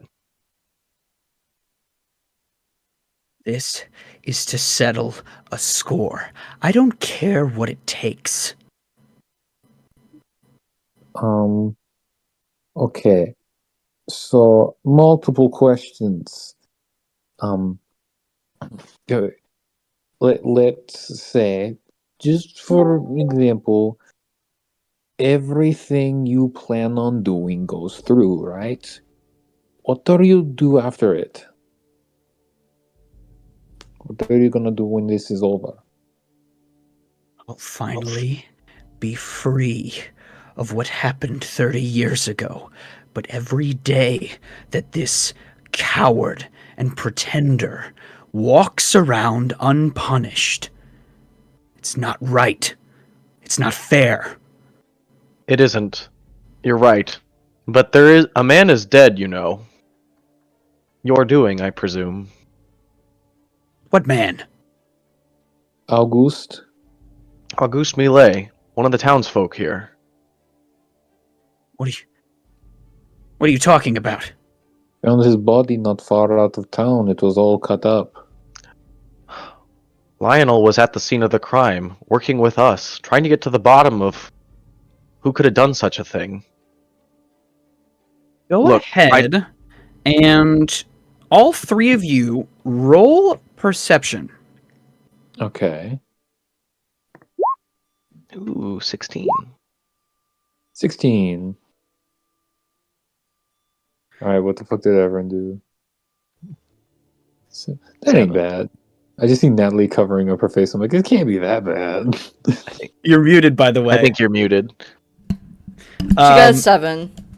Yeah. With both of your rolls, Marko and Zana, you seem to see legitimate shock and almost an appallment on his face when you guys say that someone's been killed. Mm-hmm. He could very well be everything you say he is, and more. But at the end of the day, he's been trying to help. He's trying to save people's lives because we're not exactly doing as best of a job as we could be right now. So whatever this is, I'm with you. Like, we can talk this through, but this might not be the best time. How do you know he doesn't regret what he did to you? Evren, after you say that, you see the Peacekeeper start to move, and he opens his eyes, and his lids lift slowly at first, and then he blinks a couple times, looks down to see these teeth that are digging lightly into his neck, looks at the three of you, and then looks up at this individual, and he says, "Vesker, you're alive?" And then the figure, now turning his full attention to the Peacekeeper, says, "Wrong. Vesker died when you threw down your mask and ran. Vesker died when you left him for dead. He died when his blood brother turned and abandoned him. Then Ooh, the I'm about peacekeeper to says, do something rash. the peacekeeper responds, "But I didn't escape, Vesker. I died that day too. I've been living someone else's life for 30 years, searching the place of my friend's death to try and find any signs of his remains. That's why I asked to be stationed here." After he says this, Vesker's face drops, and he loosens his grip on this large tool. But then he whips around to the party, and he says, "They've seen too much. You never should have meddled in old wounds." And he moves his hands away, pointing this skull contraption at the three of you. And he takes a step towards you. Hey, let's do some like easy math. There's like Right three as of he us. does this, the peacekeeper leaps out of bed and in one fluid tackle sends both of them crashing through the second-story window and out onto the street. I jump after him immediately. I go out. Yeah, it's like, Literally Yeah. dive after them as fast as possible. Okay, Jump so out the here's what we're going to window. do. Oh I my want all God. three of you to roll initiation. Yeah. All right. Yeah. Initiate. Oh, now I roll well. Okay. Fine. Whatever. 15. Just 13. fastball special. That's Evren awesome. out the window. She's on it, I guess. She's on- That's a good spot. Real Rachel. quick, can the three of you see your players in the journal currently? The journal. Like when you open up the journal on Roll20 and you Yeah. click it, Oh wait. I can see mine. Yes. I can You want me see to drag it everyone. click Yeah. and drag them out onto the field of battle wherever your characters exit. Are you guys going up trying to go out the window, or are you going back downstairs out the house? I think Out the window. Everyone's quickest path. gonna go Yeah, out the literally door. just, like- She's just gonna run like as fast as she can. Okay. It's whatever the quickest way is. Okay. Well, for you, Marko, that would probably be, I'm going to say, roll athletics with advantage. Zana, just roll regular athletics. Okay. Could I pester you for acrobatics? Sure, go for it. Okay. I need to find. Okay. Okay. All right, that's an 11. All right. 22. It's not the cleanest landing you've ever had. It's kind of like in the Olympics when the person does crazy flips and then bobbles their ankle, but then corrects. Yeah. Evren I'm runs very quickly downstairs and out the house. Mm-hmm. And Marko just sort of slides a little bit on the tiles and then hops and lands on the ground. Yeah, if you want to switch up the music, that'd be great to something a little bit more actiony. I'd appreciate that. Fast and Furious chase music. I can't get my for some reason. Found Okay, boss fight so music. It with a felt very different. quick view of the battlefield, There we go. you can see that the Peacekeeper appears to be incapacitated.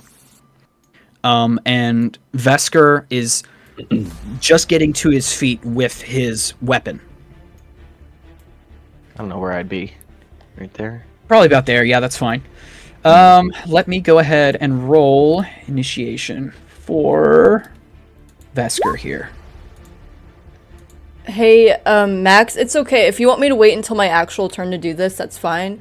But can Evren start summoning Ignatius on her way? Or she can do it on her way, or I can wait till my actual turn. Whatever. Probably would have to wait till your actual turn Okay. since you were like your main action was getting outside. Okay, but you that's can like fine. if you want to ready that. you Yeah, can. she's gonna ready that. Start Okay, summoning cool. him. All right. I will go ahead. Yeah, I'll bring him out once we get to your turn. So Okay. real quick, let me just get a quick looky-loo at what we have in terms of initiative. So I rolled well for initiative. Everything else. Vesker got a 17. There we go. And Marko, what did you roll? I got a for initiative. I got a 15. 15. Okay. Zana, what did you roll? I got a 13. I think. 13. Okay. Yeah. And Evren, what did you roll? 19 for initiative. Okay. All right. Just putting this down on my notes so that way I have a visual, since the last time I tried to use the little thing on here, it didn't work. All right. We are ready to go. Okay, so up at the top of the order, we have Evren's turn, which I'm assuming that you're summoning Ignatius. Is that an Yep. action or a bonus action? I'm double checking it right now. Sorry. As No an problem. action, so it's her action. So she's gonna Okay. use that to do that. Yep. And then bonus action, what does she have? Okay, so... And then Ignatius shares my initiative count, but takes its turn after mine, is what it says, so... All right, go ahead and double check and make sure that you can move him. Yep, Okay, good. we're good. All right, cool. So that was your action. What else are you doing? Oh, shoot. You said that the Peacekeeper is incapacitated? Does he look like Yes. hurt? You can presume that he's hurt, but, like... Okay. You don't necessarily think, like, critically, like, dead or anything like that. Okay, because I was gonna say I have a bonus action. Oh, we'll save that for later. Yeah, I think we're good for that. And then that uses up one of my things. Sorry, I haven't used Ignatius for a bit, so I'm trying to remember how this works. So yeah, in combat, the spirit shares your initiative count, but it takes its turn immediately after yours. The Okay, only action so, it takes on its turn is a dodge action, unless you take a bonus action on your turn to command it to take another action. Okay, so I can use my bonus actions to tell him to do something else. Sweet. What can he do? Flame Seed, which is an attack. It's been a minute since we've seen Ignatius. Yeah, that's why I wanted to use him. Because I'm probably not going to get to for a while. We're going to use... Okay, so the Flame Seed is his attack. It's 60 feet, which is probably... Yeah. We're going to attack... Vesker? Vesker. Yep, you got it. Okay, we're going to attack Vesker with the Flame Seed. So... Excellent. Roll it up. Your spell attack modifier to hit... Okay, so my spell attack modifier is +5. So we'll Oh, do nice. a D20 +5, I assume. Okay. Yeah. So, okay, critical hit, I guess. Was that What the heck? a dirty 20? No, it's That's a a natural nat 20. 20. That's a natural 20. It's a Okay. critical. So, if I recall, the last time we did critical damage, you get to roll the damage twice. Yeah, so if it's a hit, it's 1d6 plus PB fire damage. So so we're going to do 2d6 plus proficiency bonus, which is Okay. 2. Okay, so 2d6 plus 2. Okay. Okay. I like it. So 12. Very nice. All right, Ignatius is on top of it. Holy crap. Okay. So yeah, Let I'll me go summon ahead him, and- give him the command to attack, like, point towards Vesker, be like, probably in Druidic to, like, attack, basically. Ooh, I like that. That's a Yeah. fun little flourish there. Mm-hmm. All right. Let me just make sure I'm mathing this correctly. Don't want to mess it up. Okay, there we You're go. There we go. Cool. All right. Excellent. All right. That's my turn. Nicely done. Mm-hmm. Cool opening volley for Evren and Ignatius. It is Awesome. now Vesker's turn in the turn order. Vesker is going to look. He just got tagged with this fire from this fire wolf creature. And he staggers back, and this is a huge, like, scorch mark on his shoulder. And he just says, I don't want to do this! And then he runs forward, and he's going to try and attack you, Marko. Me neither. Funny how that works. All right. Okay. I'm going to go ahead and roll to see if I can hit. Okay, that is a 12 plus 4. Does a 16 hit? No, it does not. Okay, actually. that is a miss. Let's see. As a bonus action, you know what? No, he's just gonna stand there. He takes both of the handles of this thing and goes to get you, and you're able to deftly avoid it. It is now Marko's turn. Wouldn't you know it? Okay. I am going to.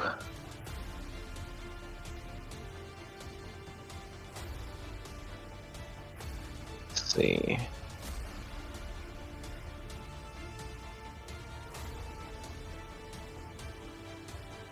I'm going to rush over to Lionel, Okay. and I'm gonna try and pick him up. Okay. So that'll be your full action after your movement. Go ahead and roll strength. Okay. So grapple.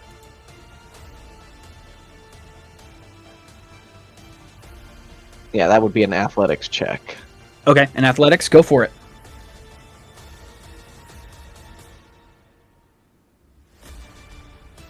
Okay, 16. Okay, you are successfully able to pick Lionel up. All right. And I'm going to say movement from this point is halved. However much you took to get down, was that just... That was like... That Two was 10 squares. feet. So 10 feet out of your what, 30? How much you Yeah, got? I got 30. Okay, so you have 10 left, Yeah, I have essentially, 10 because left. you're taking up 10 per square instead of 5. So I'm going to just get away.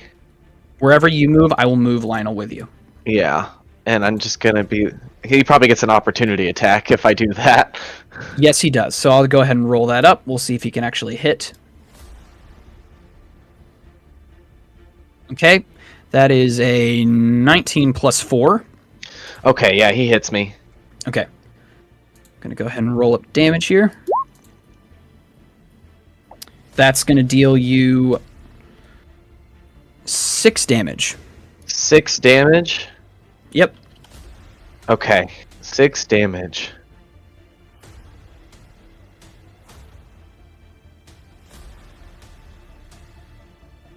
Alrighty. And then...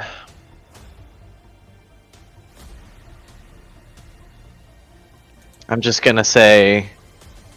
Like, please. This can wait till this crisis ends. Okay. Cool. All right. Zana, you're up. Okay. Alright, so as is wont to do whenever important stuff happens, my Wi-Fi is weird, so I'm gonna roll physically for now. That also being said, I cannot move my token, so I'll figure that out later. Anywho. If you want to tell me where you'd like to move your character, I can move it for you. If you're having internet problems doing that. Yeah. I'm gonna just move right up to this dude. I'm gonna just start a punching. Bet. Go for it. Pop, pop. Pop. Get it, Monk. No, we're not at pop pop yet. We haven't reached pop pop status just yet. There's a 22 to hit. That will, in fact, hit. Roll damage. Okay. There's a d6 plus 4. That is 6 damage. 6 damage. Well done. Then I want to use a key point for a flurry of blows so I can get 2 more punches in on it. Heck yeah, go for it. The first one is a 21. That will hit. And do you want me to roll the second one or roll damage first on this one? I don't know. I'm assuming that you flurry of blows would mean that you get to attack, like it's like multi-attack. So like I'm assuming you would attack, It's an roll damage, extra attack, roll damage. attack, So I think yeah. That's it too. so. Roll damage for the first successful hit, and then you'll get to go again. Yeah. Gotcha. Right. that's another 6 damage on that one. Do that one. That one's All a right. Second little more one. appropriate, I feel like. Another 22 to hit. Holy crap. Any good one. Then that one is 8 bludgeoning damage. Okay. There's some pop. All right. Cool. Well done. So what this looks like is, or actually, you know what? Zana, tell us what this looks like. Okay. How do you do this? I am treating this person so far as a threat. They have not given me reason not to think that they are. So as soon as Marko's done with his turn, I'm just gonna like fill the gap like right after and try to like immediately catch him in like a punch to a double kick. Very cool. All right, so as the final impact connects with Vesker's face, he just sort of goes limp and falls down to the ground with a thud. You like lift him off his feet, like he flies down a ways and falls to the ground and is just like laid out flat on his back, nose and mouth bloodied. So like kind of like crack her neck and be like, he's not so scary. After you say this, Vesker's eyes open back up. And this time, they're glowing with a intense red glow. Oh boy. And you see Vesker's body sit up as though it's being pulled by strings. And you hear a voice emanating from Vesker's body, though it doesn't sound like Vesker. And the voice says, "Weakling, kill them." And then Vesker, barely conscious, says, "I don't want to. I just want to leave. Killing the sheep was one thing, but I never agreed to kill that shepherd. You used me." And then this other voice says, "We'll leave when I say we leave." Then Vesker's body lifts off the ground and is now hovering a couple inches off of the ground, feet not touching the ground anymore. Oh, man. And one half of Vesker's face seems to melt away, showing a sort of a ghostly figure instead. Mm-hmm. Yep.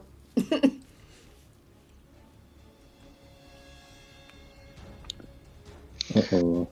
Oh boy. This is messed up. This is so messed up. What the fuck, Max? Like, That's how you know you're doing a good job as a DM. When your players go, what When the your fuck? players, the WTF moment. All right, let me just finish this part up real quick. Got that. Cool. Yeah. I think I need to do that and do Oh, that's that. that's a cool mini though. Alrighty. so cool So- if my laptop would let me see it. Yeah. Oh, am I out of range? I'm in my fucking house. Too far away from it. Don't understand it. I don't understand it. Do not understand. I don't understand. All right. We are back at the top of the turn order with Evren. Okay, she just witnessed. We heard the voice, the other voice. Oh, yeah. Oh, yeah, you did. She is going to presume, she could be wrong, this is probably, Haskin, right? The brother? I don't know. But, she's actually, let's see. She's going to cast Hold Person on this, on Vesker / Haskin, presumably. So they need to make a wisdom saving throw or be paralyzed for the next minute. What level are you casting that at? It's a 2nd level spell, so... Okay. Yeah. So you go to cast Hold Person. Yep. And let me just double check something, make sure I'm not screwing this up. So, yeah. Yeah. You go to do this with your druidic magic, and you can see the energy leave your hand, and as it's flying through the air, before it makes connection, this thing, Haskin, turns his head in your direction, and with a wave of his hand, just absorbs the magic and uses counterspell. Fucking counterspell. God damn it. Yeah, as she watches it, she's like, shit. She's just gonna glare at him. I don't know if she has a bonus act. Well, I mean, I guess she could have. She doesn't really want to, though, now. Because it's not really Vesker now. Now that we kind of know what's going on. Crap. Okay. This is a problem. I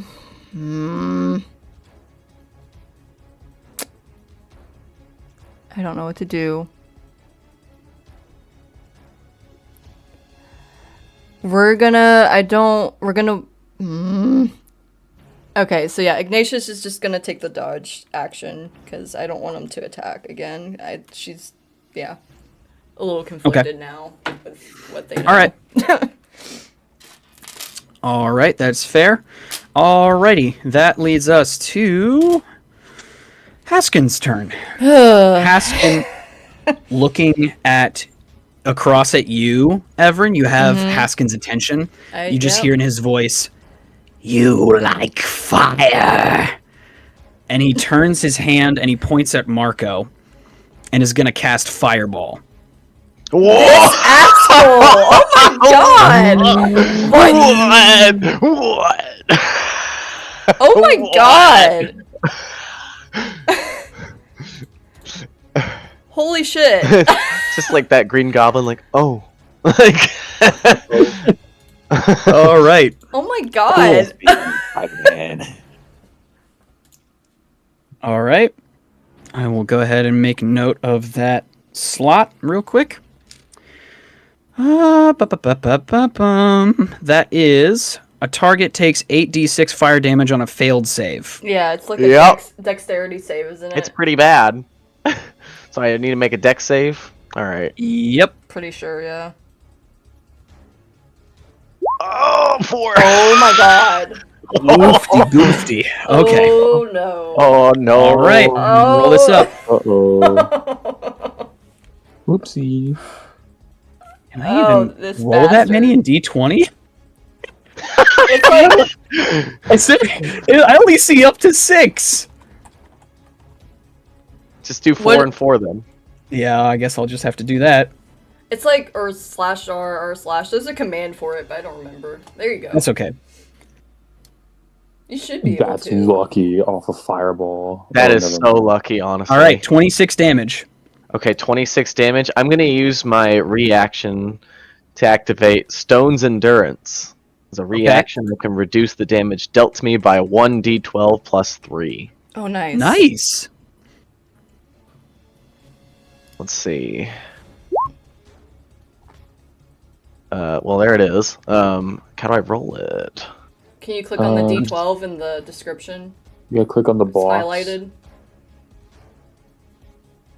What's in the box?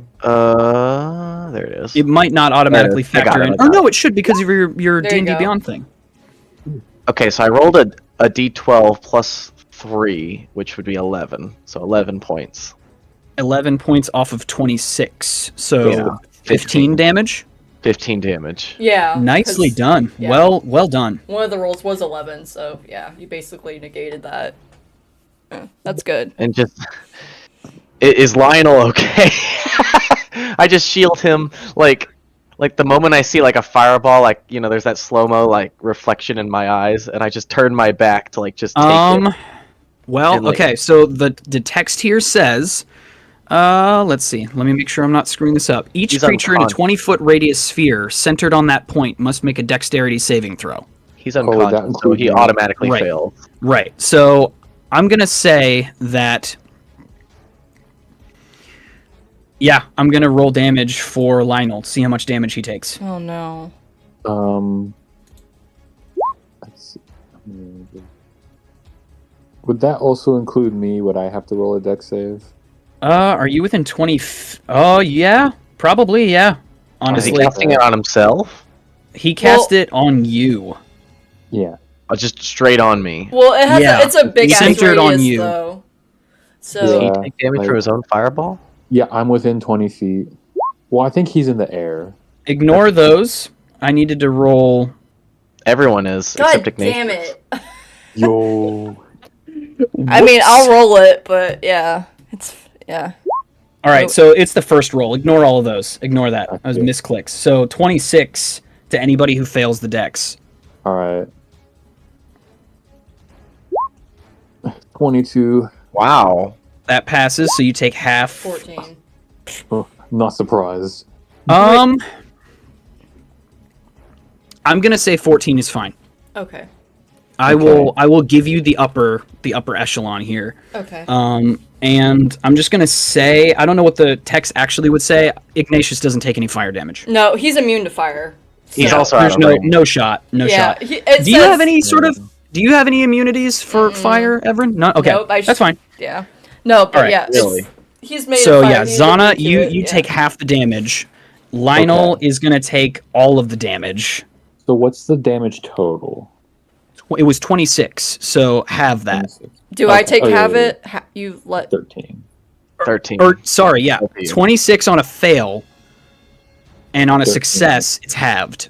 But you both passed. Okay, so cool. yeah. 26 on So a bill, and then you each take 13. Okay, good. Because that hurt a lot.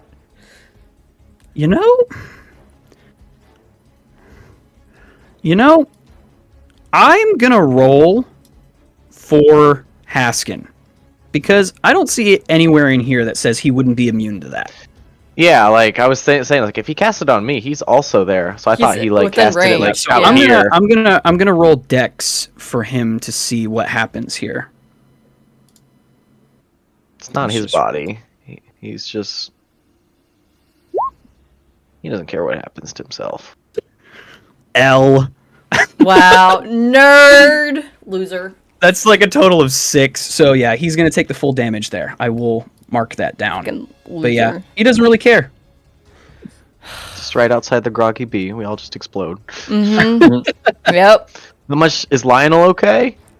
Lionel's looking rough. In Okay. fact, there's Yeah. actually like some of his clothing is on fire.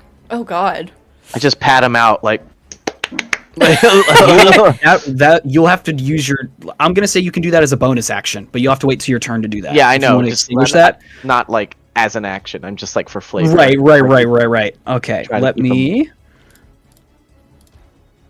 just mark down how much health he's actually at right now. Okay, cool, excellent. We're good. He's going to use, or no, he's not. He's not going to move. He's not going to move. He's just sort of floating in place, doing all these spells. Because he doesn't want to get swiped at by Zana, because he saw how freaking effective Zana was at Mhm. absolutely annihilating his first form. So, Down Evren, let's see. We are at Marko. Okay. I don't.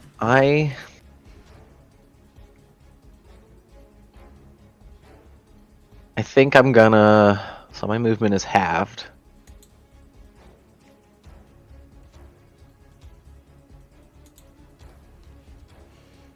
Then. Yeah, I'm just gonna get as far away as I can. So if I move right there. 1, 2, 3. I'm gonna pat Lionel out. Okay. So, yeah, Did you ever drop him initially when you moved originally? No, you still had him. No, I kind of like bear hugged him. Right. Okay, yeah. So you move down. I will say that he is in a bloodied condition right now. bloodied. What does that mean? Half damage. Like- He's like half his health He's At half is least. dead. gone. At least At half his health is least gone. half his damage. I Yeah. have no way to heal him, so I'm just gonna take him as far as I can. Okay. What? Nothing. What? Natalie. Nothing. Girl. I'm gonna. Table talk. I'm gonna set him down. As after he's put out, Mhm. and would that cost my action? That's kind of like improvising, patting him out. You know what? I'll give you like lifting him and moving him, and then lowering him down. I'll count that all as you pat him out in that process. That's fine. Yeah, that's an action. So Right. So let's say you If- still have a bonus action if you want, or if you have Okay. one.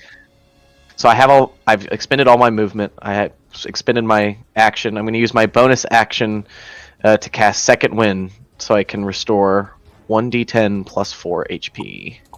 To yourself, I'm assuming. Yes, I have no Okay, way of healing do it up. him. That is 9 hit points back, Respectable. and I'm just gonna be like,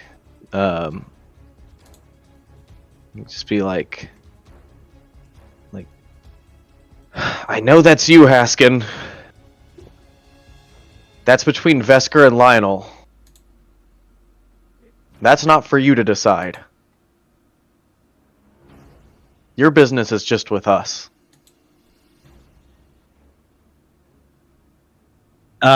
You say that, and the possessed Vesker, aka Haskin, still looking in your direction, says, "I've killed before, and I'm not done yet."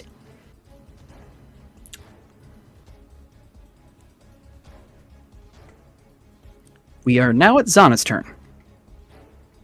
Alright. Let me look at my options. Alright, so clearly this individual still is not friendly. No. Okay. Because how do I go about this? Because I beat the fuck out of him last time.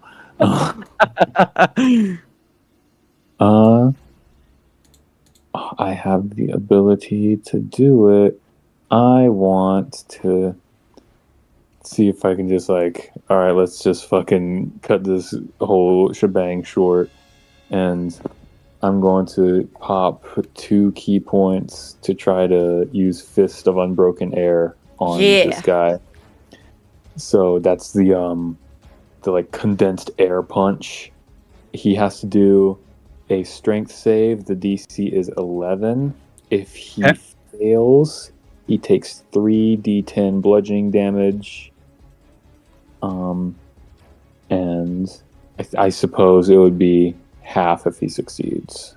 It's not specific. Yeah, on a successful save, it just takes half. Okay, roll it up. All right. So he has to do that strength save. Oh, okay, yeah, my bad. Yeah. There we No, go. you're all good.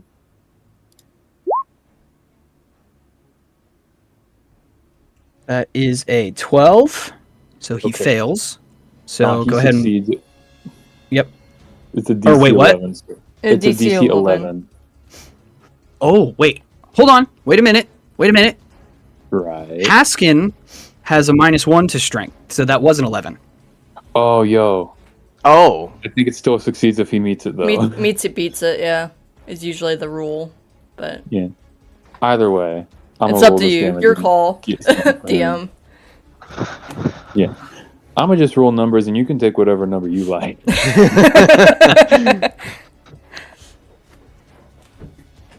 Just wanted to be above board. Technically, that was an 11, not a 12, but yeah. Gotcha. All right, Plus so that'd be 6 12. damage. Yeah. Okie dokie. Very good. And then bonus action. Wait, actually, is that gonna... Oh, never mind. My attack was not an unarmed strike, so I will not use the bonus action that would have a prerequisite for it. All right, that's it for me, I think. Okay. We are back up at the top with Evren. Okay, so Marko and the Peacekeeper are within 30 feet of me. Cool, because I need 60 feet at least to cast Healing Word as a bonus action on them. Ooh, nice. So they get 4 healing because I cast it at first level. It's not upcast. So they both get 4 healing each as my bonus, and then action. Let's see. Do I want to be reckless? You know what? We're gonna be reckless. We're gonna run over here. I have 25 feet of movement, so. And then she hasn't really used it much, but she has a quarterstaff that she probably carries around with her to help her walk. She's gonna take it out and just try to whack Haskin with it. Heck yeah! So wait, did you do the healing thing before you did this? Yes, because that was my bonus action. Okay, and how much did it heal? 4 for both of them? Or for both of them. 4 for both? Okay, Yep. I will make note of that. Marko, did you hear that? I think he's in the bathroom. 4 hit points? Yep, you got 4 points back, courtesy of Evren. I'll get it. Okay, cool. And I've then, updated that. Cool, and then she's gonna, after she heals them, she's like, okay, good. She's gonna run towards Haskin with her staff out. She's just yelling, and then when she reaches him, she's gonna try to whack him. Okay, 19. 19 will hit. Cool. Let's see. So it's a 1d6 plus 1, so I don't know why it's like that. She was technically using both her hands, so I guess it's 3. Okay. Yeah. And that's her action, and her movement, and her bonus action. And then Ignatius is still dodging because she didn't command him to do anything. How much damage total? Sorry, what was the total damage on the quarterstaff? I think it's 3, because it's split 3. between 1-hand damage and 2-hand damage. I imagined her doing it with both her hands, so it'd be the 3 for the 2-hand damage. Okay. Yeah, if you're two-handing the weapon, you take the higher roll, higher dice. Yeah. So it's 3 on Haskin from her. And that's my turn. Okie dokie. Cool. All right. It is now at Haskin's turn. Haskin looks at his present situation with the two of you rushing towards him, and you just like thwacked him with your quarterstaff. And he slow turn looks from Marko down at you and just smiles. Ugh. I don't like that. And at that, he is going to Misty Step. Oh, you bastard! God damn it. Fucking spellcasters, man. He's good. He's going to Slippery. Misty Step over this way, which is a bonus action. Teleporter. And then, as his Slippery. action, he's gonna pop Fireball again, just at second level instead of third level. Dude? Okay. Ooh. Rude. All right. Let me make sure I have that stuff set up still. Let me see. Bum. He's gonna be focusing it right there, Yeah, I next to figured. the both of you. Okay. All right. So that means that. This could be bad. This could All right. be So really each of you bad. make a Dexterity saving throw. Do I have to make one, or is No. it right here? No, you're out of range. You're out of Uh-oh. range. Okay. Oh, that's a 10. That's a 10. Zana, what you doing, girl? You're Okay, supposed so to Evren, do it. you'll take half of whatever I roll then. Yeah. Well. Alrighty, that is 8d6. 8d6. Ignore that. I keep misclicking. My bad. There we go.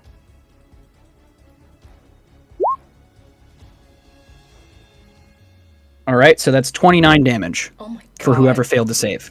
Oh, gang. Well, I mean, even if it's halved, that's still bad for me because I'm, I was not good at all. I'm down. I'm a death Wow, save. wait, what? How are you down? How are you I'm down? also down have- because I had I 10 have hit points 31 left. HP. I took 13 off of the first fireball and then 29 just now. Oh, I'm also down because I only had 10 hit points left. I'm pretty sure even know what? halved, it's yeah. It's only fair. It's only fair. I am like the person that has beat the fuck out of him the most. Like he's gonna want to take me. I be down. This is exciting. Me so too. both of you are down? Mm-hmm. Yeah. Okay. Yep. It's up to Okay. you. It's up to you, Marko. No pressure. Okay. It's All really right. exciting. There's a lot of energy in the air right now.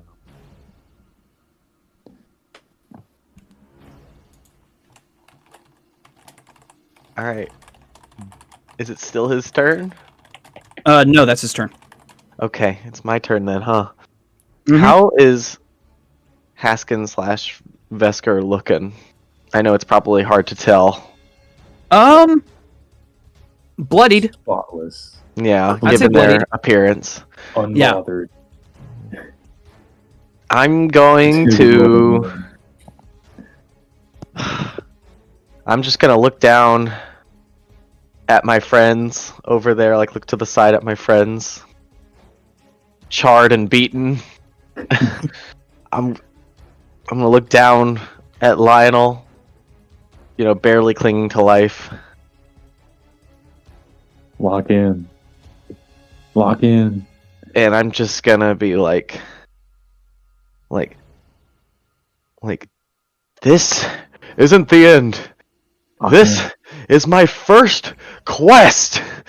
Lock And I'm gonna rush him. I'm gonna rush Oh, him. heck yeah.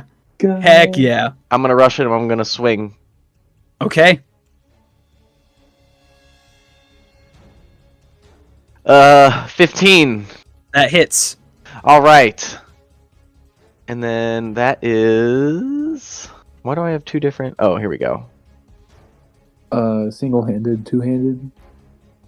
Here, hold on. Hold, please. There's a thing I could do. Oh my. Nope, never mind. Do that one. That is 4 damage on the first. Wait, what? Hold on a second. Are you swinging with one hand or two hands? No. This is with one hand. Okay. So Hold on, that yeah. didn't make any sense just then. Hold on a second. So there's the difference. Oh, because okay, it's I see. versatile. I see what happened. I got 12 damage. 12 damage. Wait, no, okay. sorry, hold on. It just did like the weirdest thing on me. That's So all right. It rolls accounting for two things. If you're swinging one-handed. No, I know. That has nothing to do with this. Oh, I'm swinging okay. one-handed. Okay. So it just rolled like 2 dice for some reason. That was bizarre. Mm.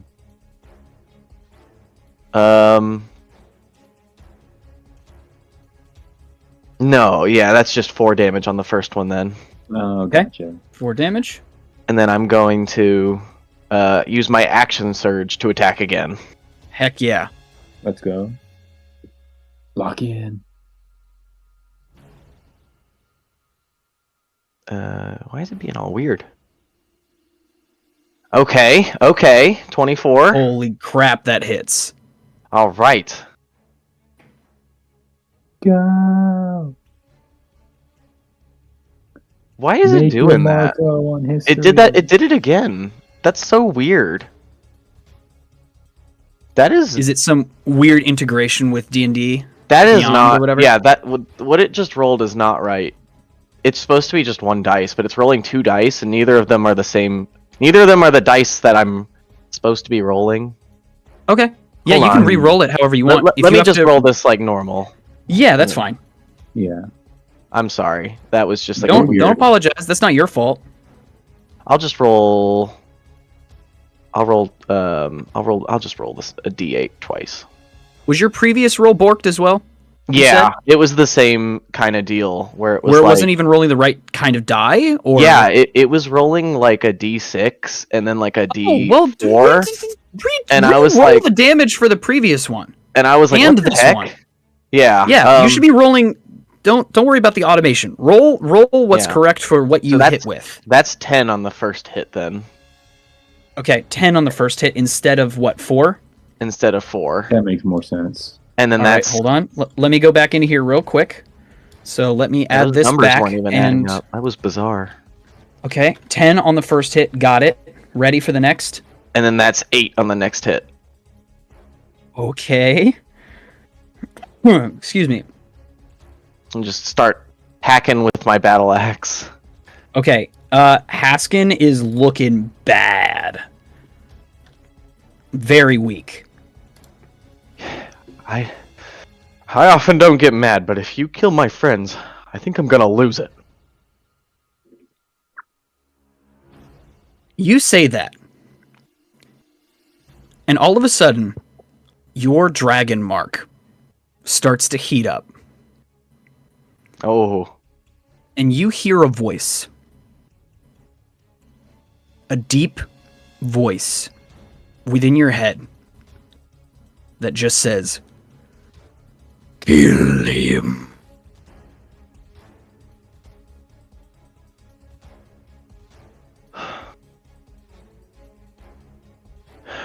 is it? But you mean defeat him? Do not hesitate. Oh, I won't hesitate. But no one has to die today. All right, we'll move on. We are at No one else, rather. That's Marko's. Zana, it is your turn. Death save. Sorry, I have no healing. I can't help you, ladies. Oh, no, I've never had to roll death saves on D. It's just a D20, right? Mm-hmm. Yeah. Okay. I'll just Plus your custom con, roll right? that 'cause Is it plus your con, or is it just a straight D20? I think I it's believe just it's plus straight con. D20. Okay, so I can double check. I'll just roll that individually because I don't want to hit buttons. It's a I don't flat understand D20. on D&D. It's a flat Flat D20? D20. Yeah. Okay. Gotcha. All right. 11. Oh, that's a success. Okay. Coolio. Think. Okay. There's Well done. yes. Okay. Cool. Does one success mean I'm just golden and I'm good? I believe you have to get 2 of 3. Okay. Don't you have to get? Oh. On your third success, you become stable. Yeah, I think you have to get all Okay. 3. Yeah. Okay. Yeah, all 3. Yes. Yeah, that makes more sense. And then a nat 1 is Heather in your 2, chat, and we a nat haven't had 20 to do also this counts as 2. campaign so far, so yeah. Yeah. But you got a success. Well done. Okay. Or does Moving a nat on 20 to get you right to 1. Vesker's turn. Let me quickly check something out real quick. Hey, Tripper. Yeah, if it was a nat 1, it'd just like take up 2 failures. Is a natural 20 an automatic you regain 1 hit point, or is that also 2 successes? I think that's that's if- an auto. Yeah, I if think you that's an roll a automatic. 20 You're up with 1, I think. Yeah. A nat 20. I was trying to remember that. Let's see. Let me just check something. Okay. Haskin is going to cast Shield on himself. Oh As yeah, I his bet action. he will. Invisible barrier of magical force appears and protects you until the start of your next turn. You have +5 bonus to AC. So I'll go ahead and mark that down. He's not moving. That is his turn.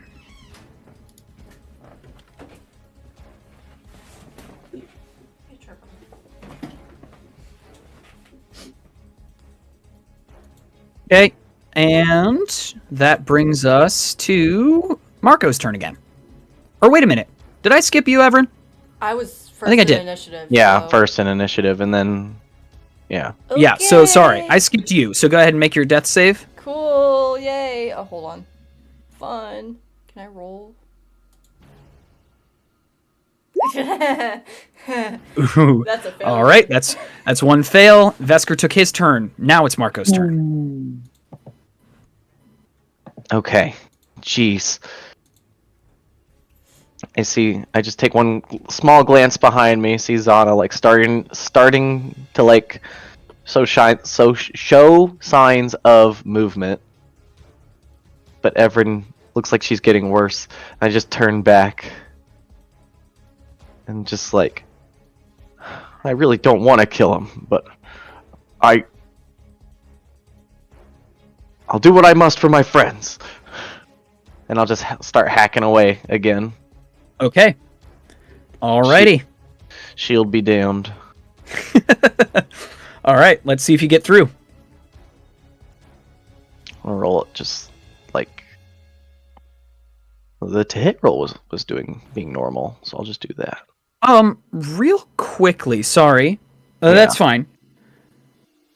When you're incapacitated, Evren, what does Ignatius do? I don't know. I was trying to read up about that. He's a familiar, right? I would assume he would disappear. Okay. So it says the spirit manifests for an hour until it's reduced to 0 hit points, until you use a feature to summon again, or until you die. It doesn't say about, but he would probably disappear because she's not.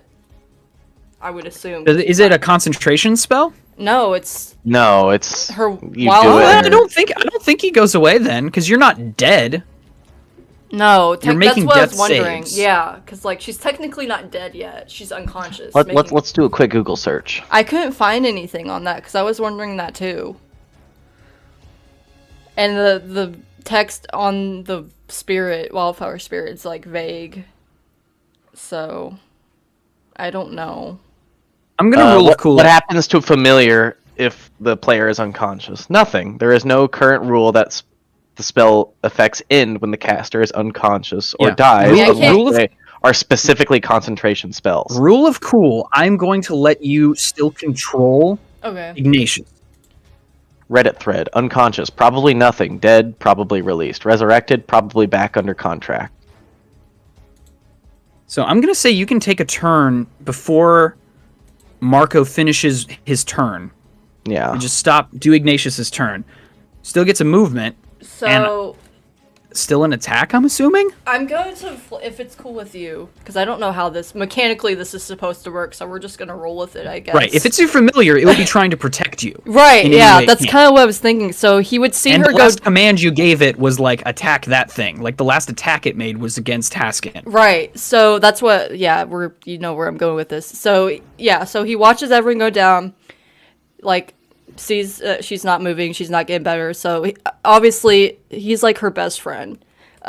He's been around with her since she was a little girl, so once he realizes like, oh, my person isn't moving, he's gonna turn his attention to the person that harmed her and attack him, which is Haskin. So yeah, absolutely. Yeah, we're gonna use Flame Seed again, so that is that in a straight line, so it's not gonna hit Marko? Yeah, so it's just a spell attack modifier to hit. So yeah, it's a ranged weapon attack. Go for it. So 60 feet. Go for it. Yep. You're in range. So D20 plus, what was it again? Your proficiency bonus, which is 2. Okay, so D20 plus 2. Damn it. So 8. Yeah. Right. That'll miss this time, but you still also have movement. If you want to move Ignatius closer to you, or if you want to move him around, you can, or if you want to just stay where he is, that's fine. Actually, no, that's a good idea. We'll move him next to her. So. Okay, that makes sense. All right, Protect. sorry to interrupt Marko's turn. No, you're good. Marko, your first attempt is not going to hit. That's my only attempt.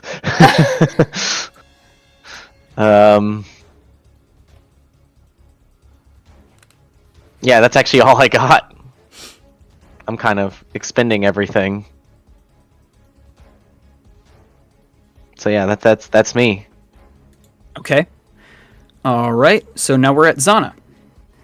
Death save number 2. Oh, I did find the button for it. It's on the sheet. Yeah. If you, Alright, this 12, this 2 success. Very nice. Well done, well done. All right, we are back up at Evren's turn, which is Ignatius's turn. Okay, that's a save. Cool. Okay, And save for then you. he's None? just gonna keep shooting his flame seed at Haskin. So Okay, go for it. Roll it up. 24. Okay, awesome. Okay, that will hit. Cool. And then 1d6 plus 2, so 4 plus 2, 6 fire damage. Okay, all right. Okay, Haskin is hanging on by a thread. Yeah. By a thread. And yeah, he's gonna stay by Evren. So. All right.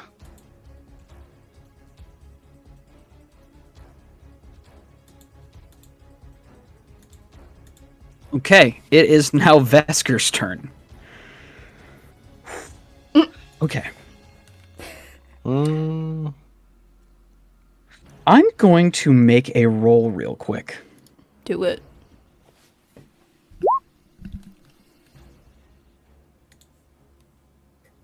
Okay. Okay.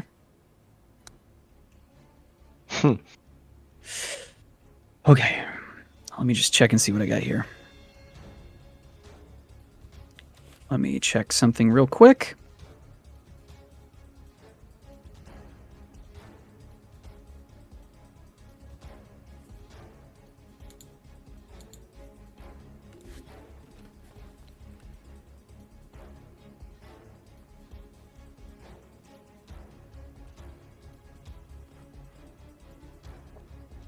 Sorry, reading. You're good.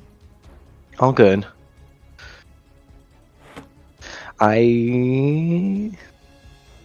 This is gonna be close. I think it's close. I still think the odds are slightly in our favor here, guys.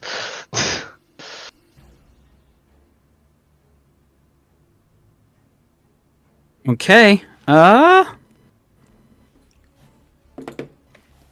Okay. Askin casts Suggestion Oh dear. on Marko. Oh no. Oh dear. I'll go ahead and read this. So, you suggest a course of activity limited to a sentence or two, and magically influence a creature you can see within range that can hear and understand you. Creatures that can't be charmed are immune to this effect. The suggestion must be worded in such a manner as to make the course of action sound reasonable, asking the creature to stab itself, throw itself onto a spear, immolate itself, or to do some other obviously harmful act to end the spell. Target must make a wisdom saving throw. On a failed save, it pursues the course of action you described to the best of its ability.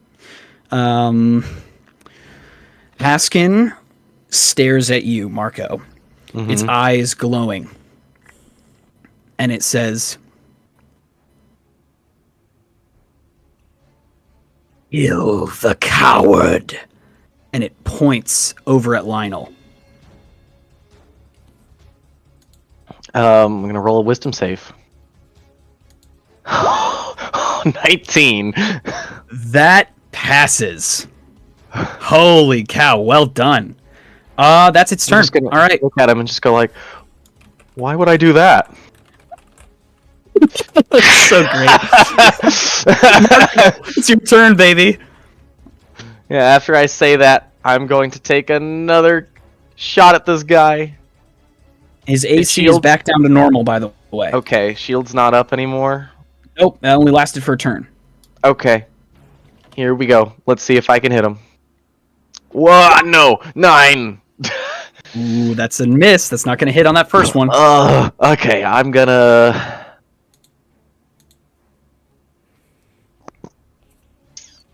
I don't have anything. I'm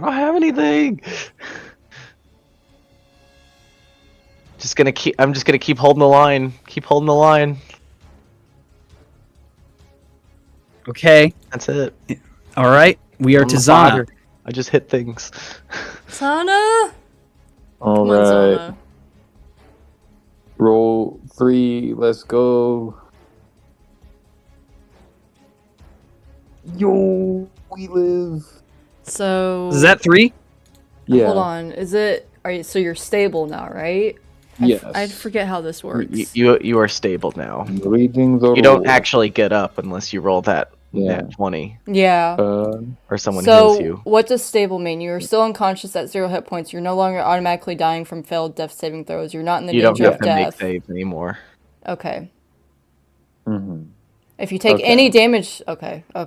So you're not, dying anymore, Right. but you're still unconscious. I'm just here, yeah. Yeah. Okay, cool. Good to know. Okay, we are back up to Evren's turn. Okay.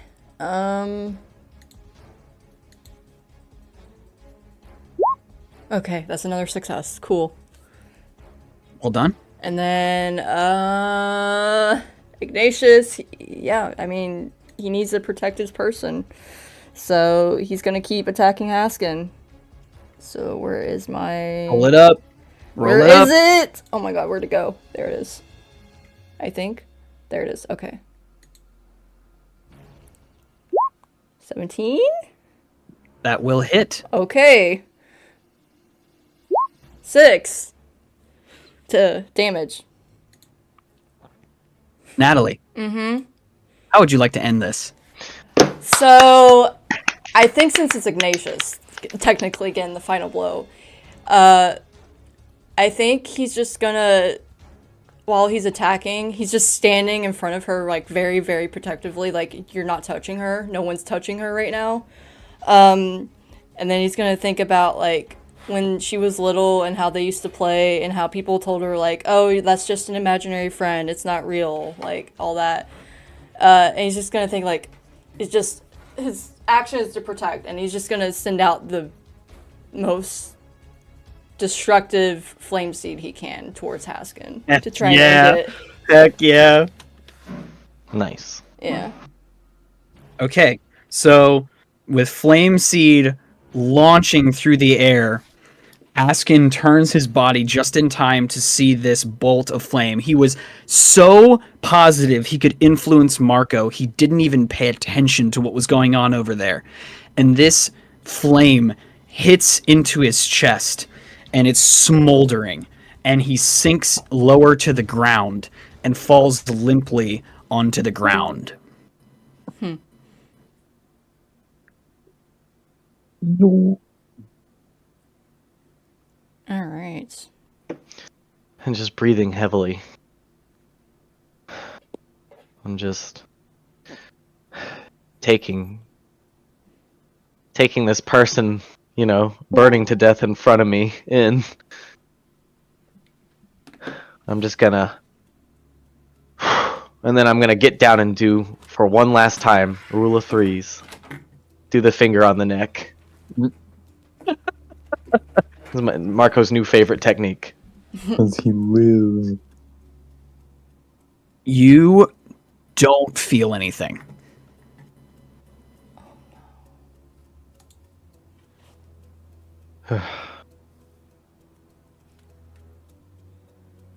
Rest easy, Vesker. Sounded like you had a bad lot in life.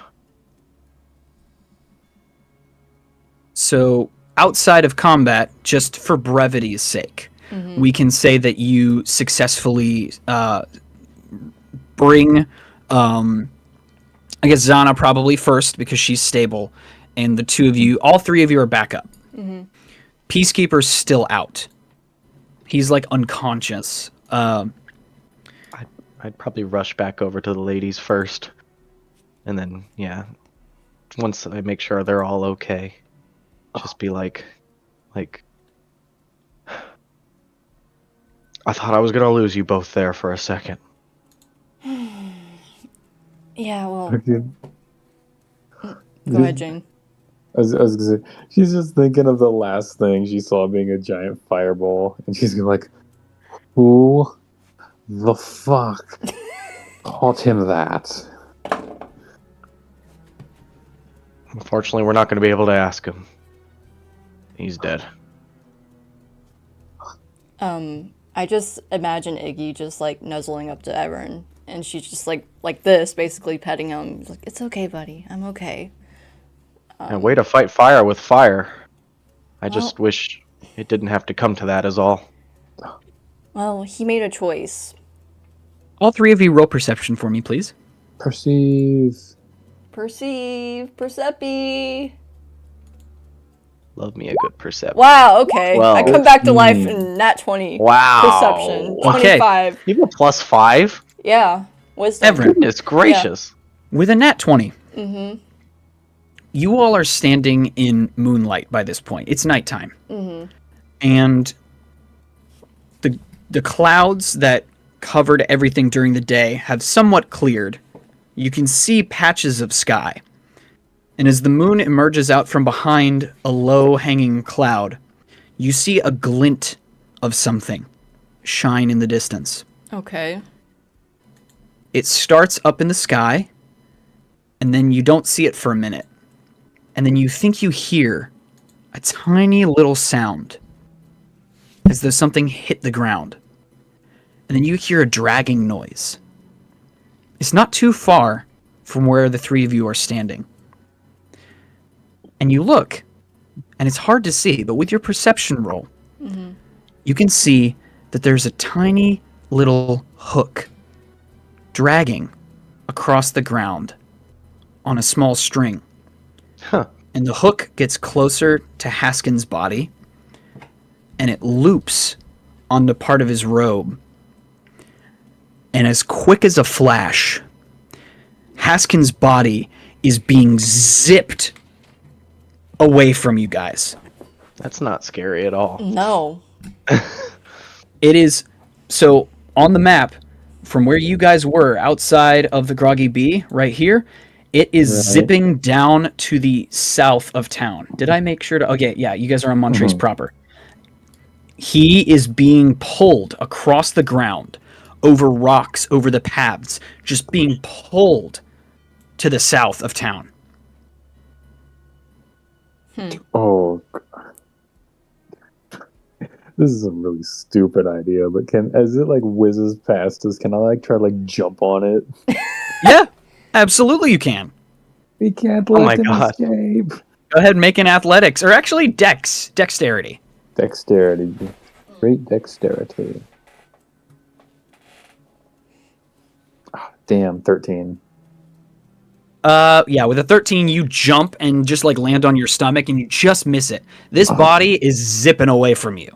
Fucking 1 HP, just got conscious, jumps. Yeah. Well, I tried. But yeah, the body's just being pulled to the south of town. Oh, do we want to follow that? I mean, hold on. I don't want to run. Hold on. Everyone get over. Well, I guess I don't need to do this. She's going to cast Healing Word at 2nd level for everybody. Oh, nice. So, if that's okay. So, we'll do that. Yeah. Yeah. So, 10 plus 2. So, 12 HP for everyone. Okay. Around her. No, I did not. Oh my mean to gosh. hit the All roll. for Really? her. 12 HP? Yeah. That's 10. exactly what I needed to be up at full again. Oh yeah. It's 10 and she cast it at 2nd level. Wait. Yeah, the 2nd level helps. Wait, is it 10? No, wait. Hold on. Or is it just 10? This is weird. Either way. Maybe it's just 10. What did you... Only 10. Yeah, it's 10. It's 10. Okay, sorry. I misread that. But still. Still, almost topped off. Yeah. I'm like a third of the way there. That's fine. It seems the mystery isn't over yet. There's so much to do. I just... Guys, I got punched by a fireball. Is this what it feels like? It's not fun, that's for sure. I Oh, don't feel so- know. I don't know what's going on with that body as I just watch it fly away. It's going so fast, it's practically skipping over the ground. Whatever's going on with it. We're protecting Montrese now. If it gets resurrected or turned into something worse, it still has to go through us again. I really don't want it to. Well, we're in no condition to do anything about it right now. I'm in You said it. so much pain. I can't believe a fireball took me out. Of all things. I'm sure our dear peacekeeper is not feeling much better. Oh yeah, the peacekeeper. If he's, I assume next to us, he's gonna get some of the healing. We too. should Yeah, the check on peacekeeper. him. The peacekeeper got some of that heal, and you can see that his breathing has steadied. Okay, good. Yeah, make sure we save a life first. Keep Yeah. Yeah, investigating he's later. he's out of the woods, but Good. he's still like knocked out. Okay, good. Just be like, I'd probably just kneel over and be like, Lionel.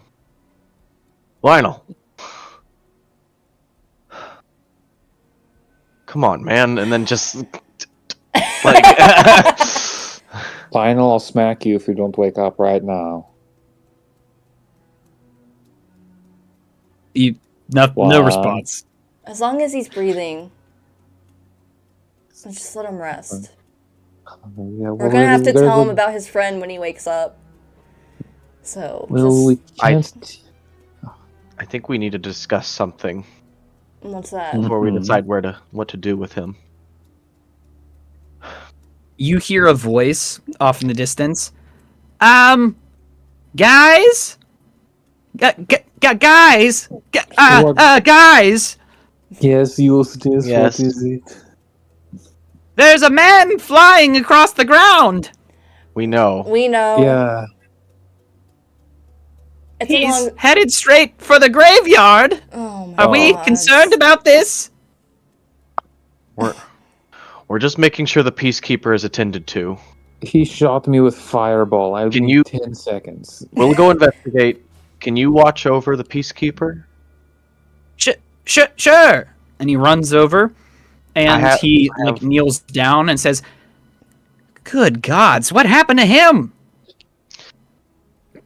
And one more thing to consider. Should we keep him in a cell for tonight?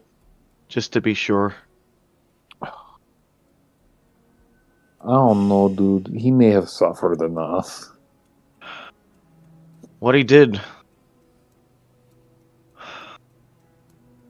I'm not military. I don't know anything about that kind of life. Look, I don't blame him for anything he did or anything Vesker did. It seemed like a horrible age-old misunderstanding. And I'm sure if everything was just explained, the justice system could be kind to him, but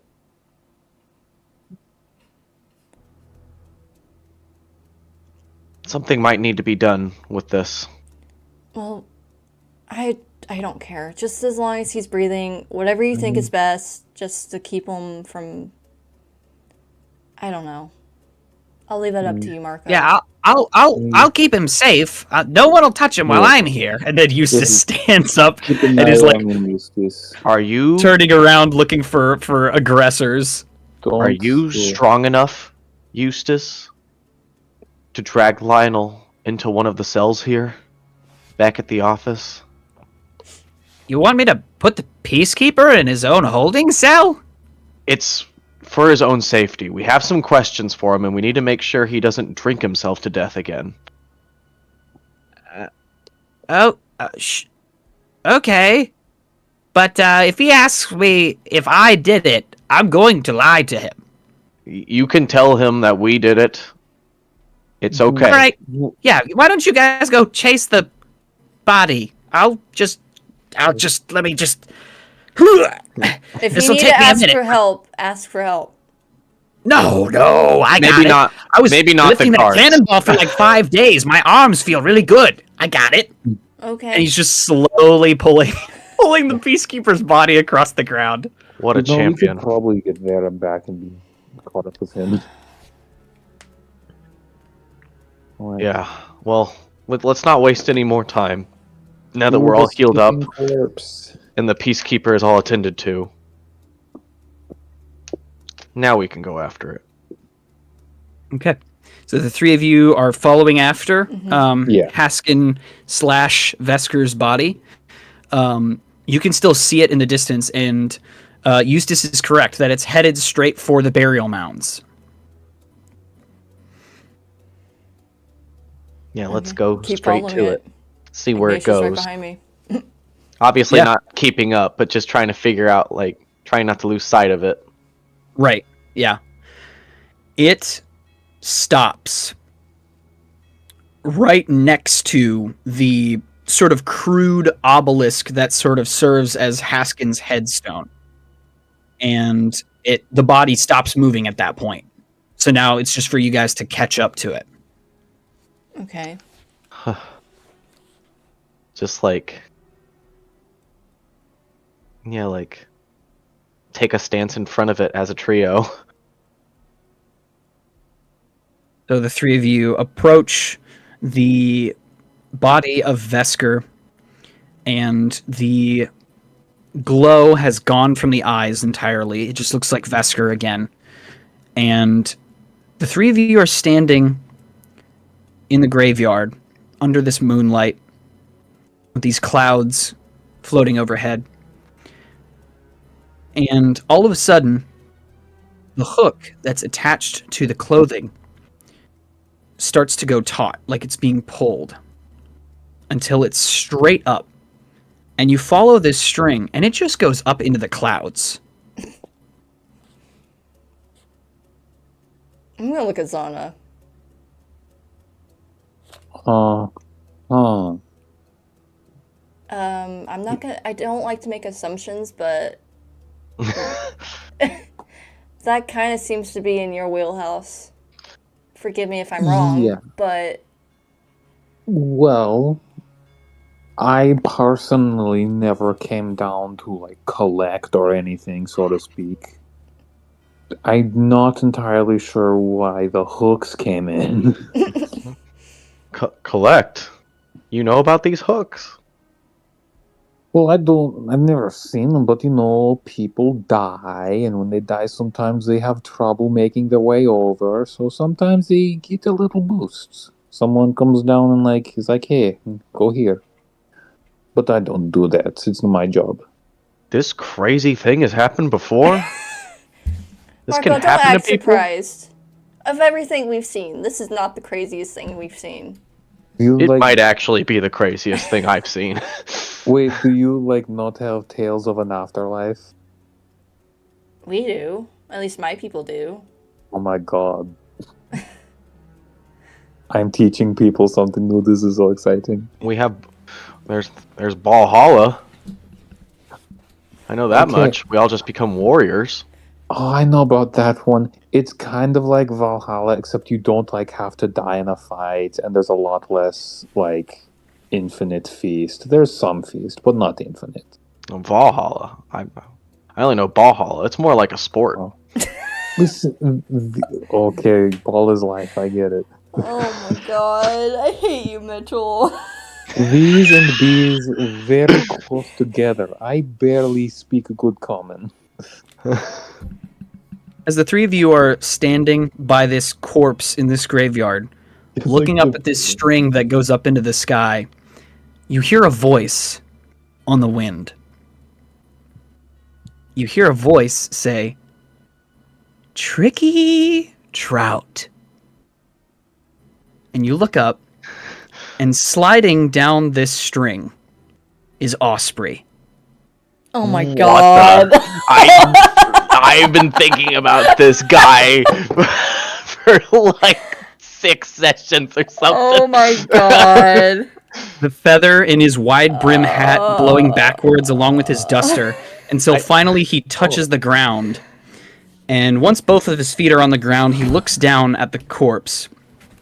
And then he looks at the three of you and he says, "Well, I suppose I should thank you for all the hard work you put in."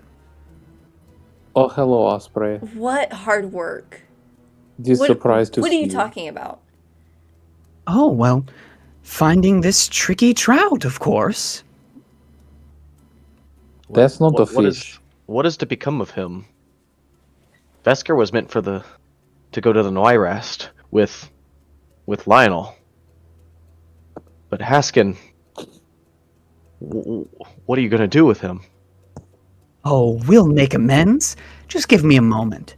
And he kneels down, and he takes the hook out of the clothing. And you see him place his hand on Haskin's head. It looks like Vesker's face. And you see him pull at his face until you just see a faint outline of Haskin sort of emerging out of the body of Vesker. And you see him take the hook and stick it into Haskin's mouth.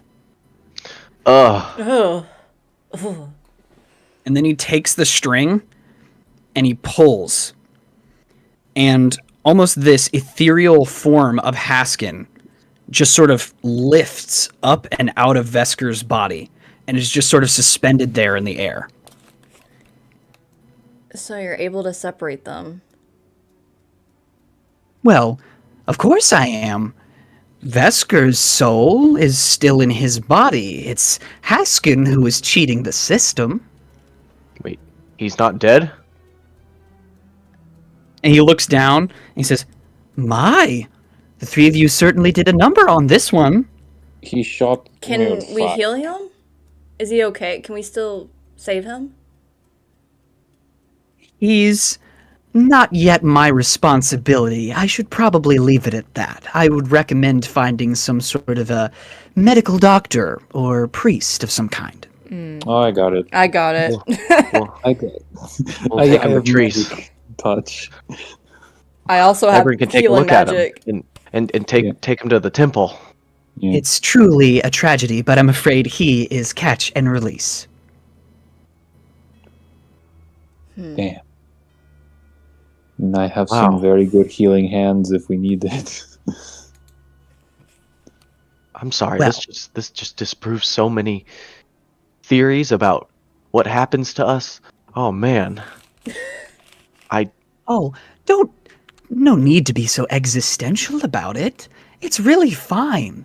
Let me explain for a moment before I leave. I am, in common parlance, what you people on this plane would call a reaper. Yeah. Oh. Yeah, I'm gonna think about this for the rest of my life. See, no, this is what I mean when I say it is not my job. No, yeah, I believe you now, Zana. Zana, as you say that, Osprey turns to you and says, Actually, your presence here in this town was actually what drew me to this area in the first place. Is this good thing or bad thing? Oh, purely neutral. You see, whenever there's movement in between this realm and the higher planes, some people get a little bit concerned about the influx and outgo. Making sure that everyone is where they're supposed to be at the proper time, you understand. And I saw the three of you locked up in that cage, and then you were transported to this sleepy little middle-of-nowhere place.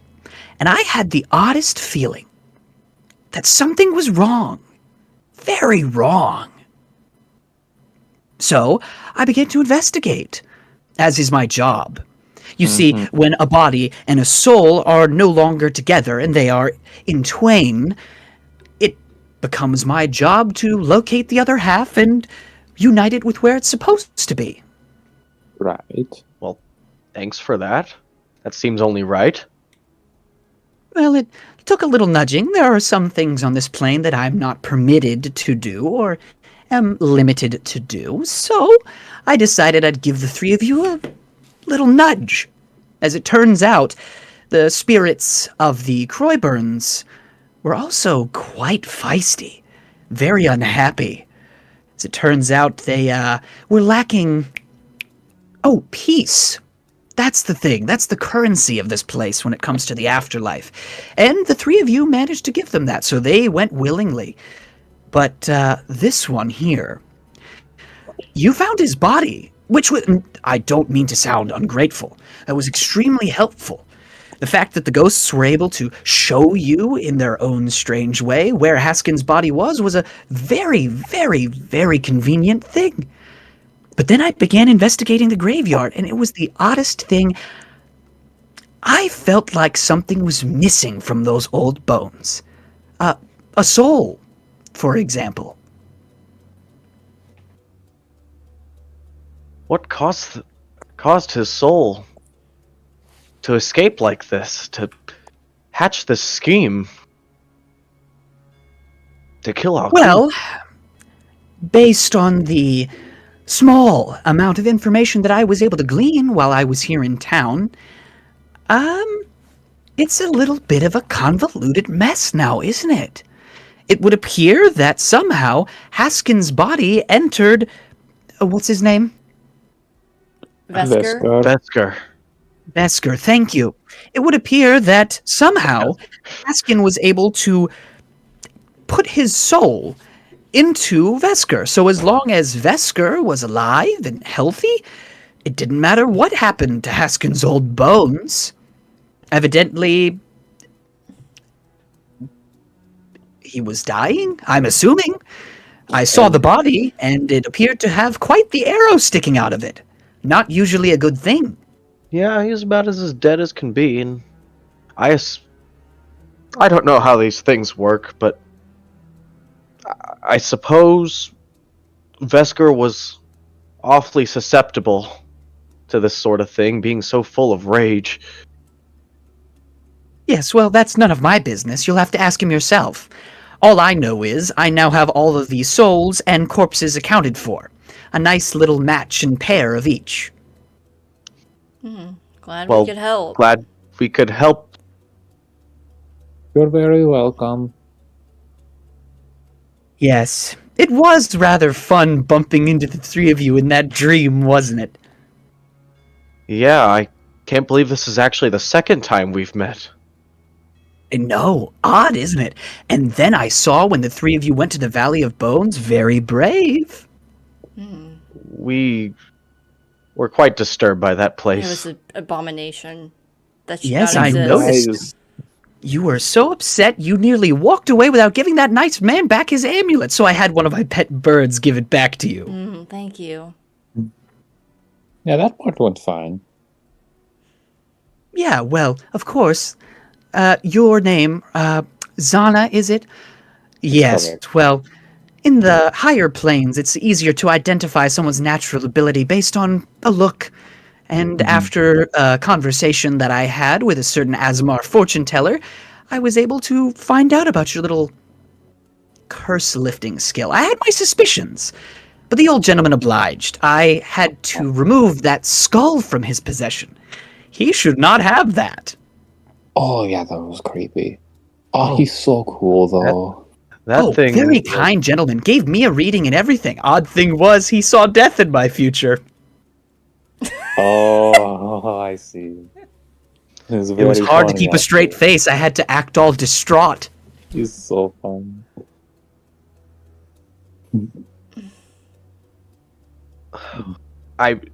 This is all great stuff, and we're so glad we could help you, and you could help us, and this is just all fantastic and everything. But can I ask, what gives you the right to decide when to meddle and when not to? Why not let fate take its course? That is a perfectly reasonable explanation. I should clarify. I take no one before their time. I merely prevent people from breaking the rules. There are immutable laws, and my patrons don't take to it very kindly when someone cheats death for a very long time. It's kind of scary how the rules can be broken. Yes, indeed. That is how my patrons feel, which is why when I run across situations like this, or cursed objects, or magic users who shoot their soul into the ether, it's my responsibility to collect them. Well,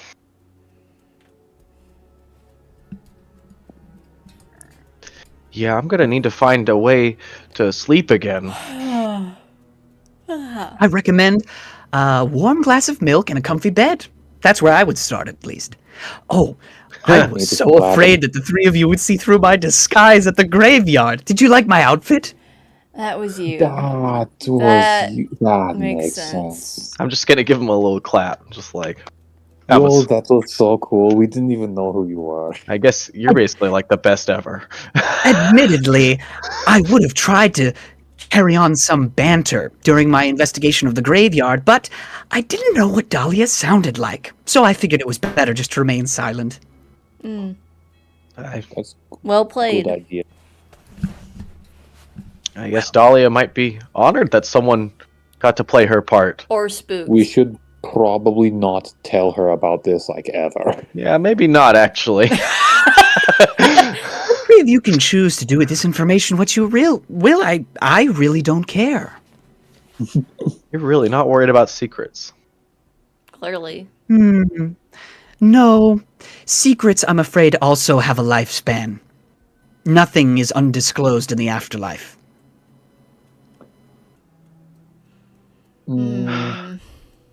Actually, That never cuts mind, deep, that's probably Osprey. true. Well, it's true. When a soul is born away, all of the things that would keep that information at bay is gone. No inhibitions, no need to lie. It's all gone. Only truth, only fact.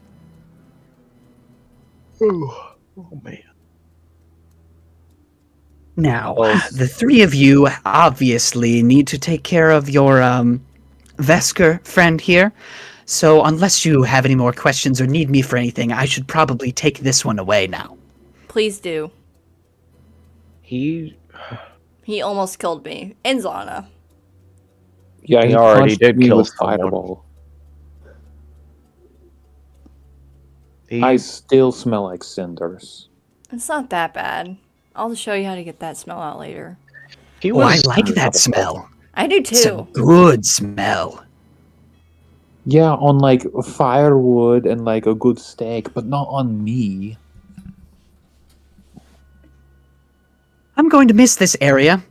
Such lovely avians. I was able to visit some of them at the petting zoo, and I got chatting with one of the attendants, and I may have overstayed my welcome and said one too many things. I'm afraid some of the little creatures might have picked up a few of my words and spat them Fucking back out at hat you. and Oh my trout, god. man. Yep. I must Big say, cat. Mm-hmm. I was quite thrilled when I heard them squawking at you the other day. That was very entertaining. You know, I Well- was really looking hard during that circus for things that would like pertain to that. Just so you know that like I worked really hard and nothing happened. Oh, don't feel bad. If Reapers were easy to find, we'd all be out of a job. Oh, this is true. This You has get this one. certainly been enlightening. I don't know whether it's a good or a bad thing if we meet each other again, but this, Depends on the situation. but I all highly can doubt say you'll is- be meeting many Reapers in your travel. Usually, we try to remain unseen. In this specific instance, I merely wanted to give credit where credit is due. I truly believe that fate did bring the three of you here, because otherwise I never would have found out about this strange man in a cellar living on for 30 years past when he should have been gone. well, thank you, and glad we could help. It's an honor. Oh, it's wonderful having help. All right. I should let the three of you, four of you, get back to whatever it is that you do when you're not helping me find Dead Man. Okay. Bye. If you We'll- go back to heaven, tell everyone I say hi and I'm having a really good vacation and I'll see them soon sometime probably. Farewell. I'll do that. If I run into any of your kin, I'll make sure to tell them that you're doing well. Thank you so much, Osprey. It's good to see you. That was very At this, nice. Osprey raises up his hand and grabs the string and puts one foot on top of the ghost of Haskin and just pulls on the hook and just rises in a straight line up into the clouds and out of sight. That was so bizarre. That was the most incredible thing I've seen in my entire life. I wonder if Haskin is going straight to heaven or if he gets judged. Probably going to hell. Well, Yeah, he probably is. well, if I don't know how well you remember, but don't get me wrong, he was a right. What's the word? Asshole. Bastard. That those. He was a good kid once, though. But yeah, we saw him when he was a kid, and Well, he wasn't He's all just- bad. Unfortunate how these things play out. He It's at grew this up. point that the three of you very hear some unpleasantly. scraping across the ground. You hear some footsteps, and you can see. You look over, and you see that the Peacekeeper is dragging Eustace, who's like jet skiing across the ground, like holding on to the Peacekeeper's coat, and the Peacekeeper is like stumbling and is unsteady. And Eustace is like, "I'm sorry, guys. I tried. I really did." And then the Peacekeeper stumbles forward, leans all of his weight on his knees, and looks over at Vesker. And just as he falls forward, he looks at the three of you and says, "You have to save him." We're getting into the Please. temple right away. And the Peacekeeper goes down and falls unconscious again. For the story, real quick, that ends, and we cut the episode after you guys have transported everybody who needs medical attention to where they need to go. So that's Okay. not something you guys are going to have to deal with the next day, because we're ending it like we've ended every session, and we will end with this epilogue with the three of you in bed at the Groggy Bee, and Vesker and the Peacekeeper being tended to by Treese, who's also tending to the body of Auguste. And we will end with this epilogue. Mm-hmm. The stolen sheep, the missing pinky of Haskin, and the body of Auguste all swirl together in your mind. Osprey's voice saying, "Tricky trout," still linger in your ears. Tomorrow would tell all. And that is where we will end. Well,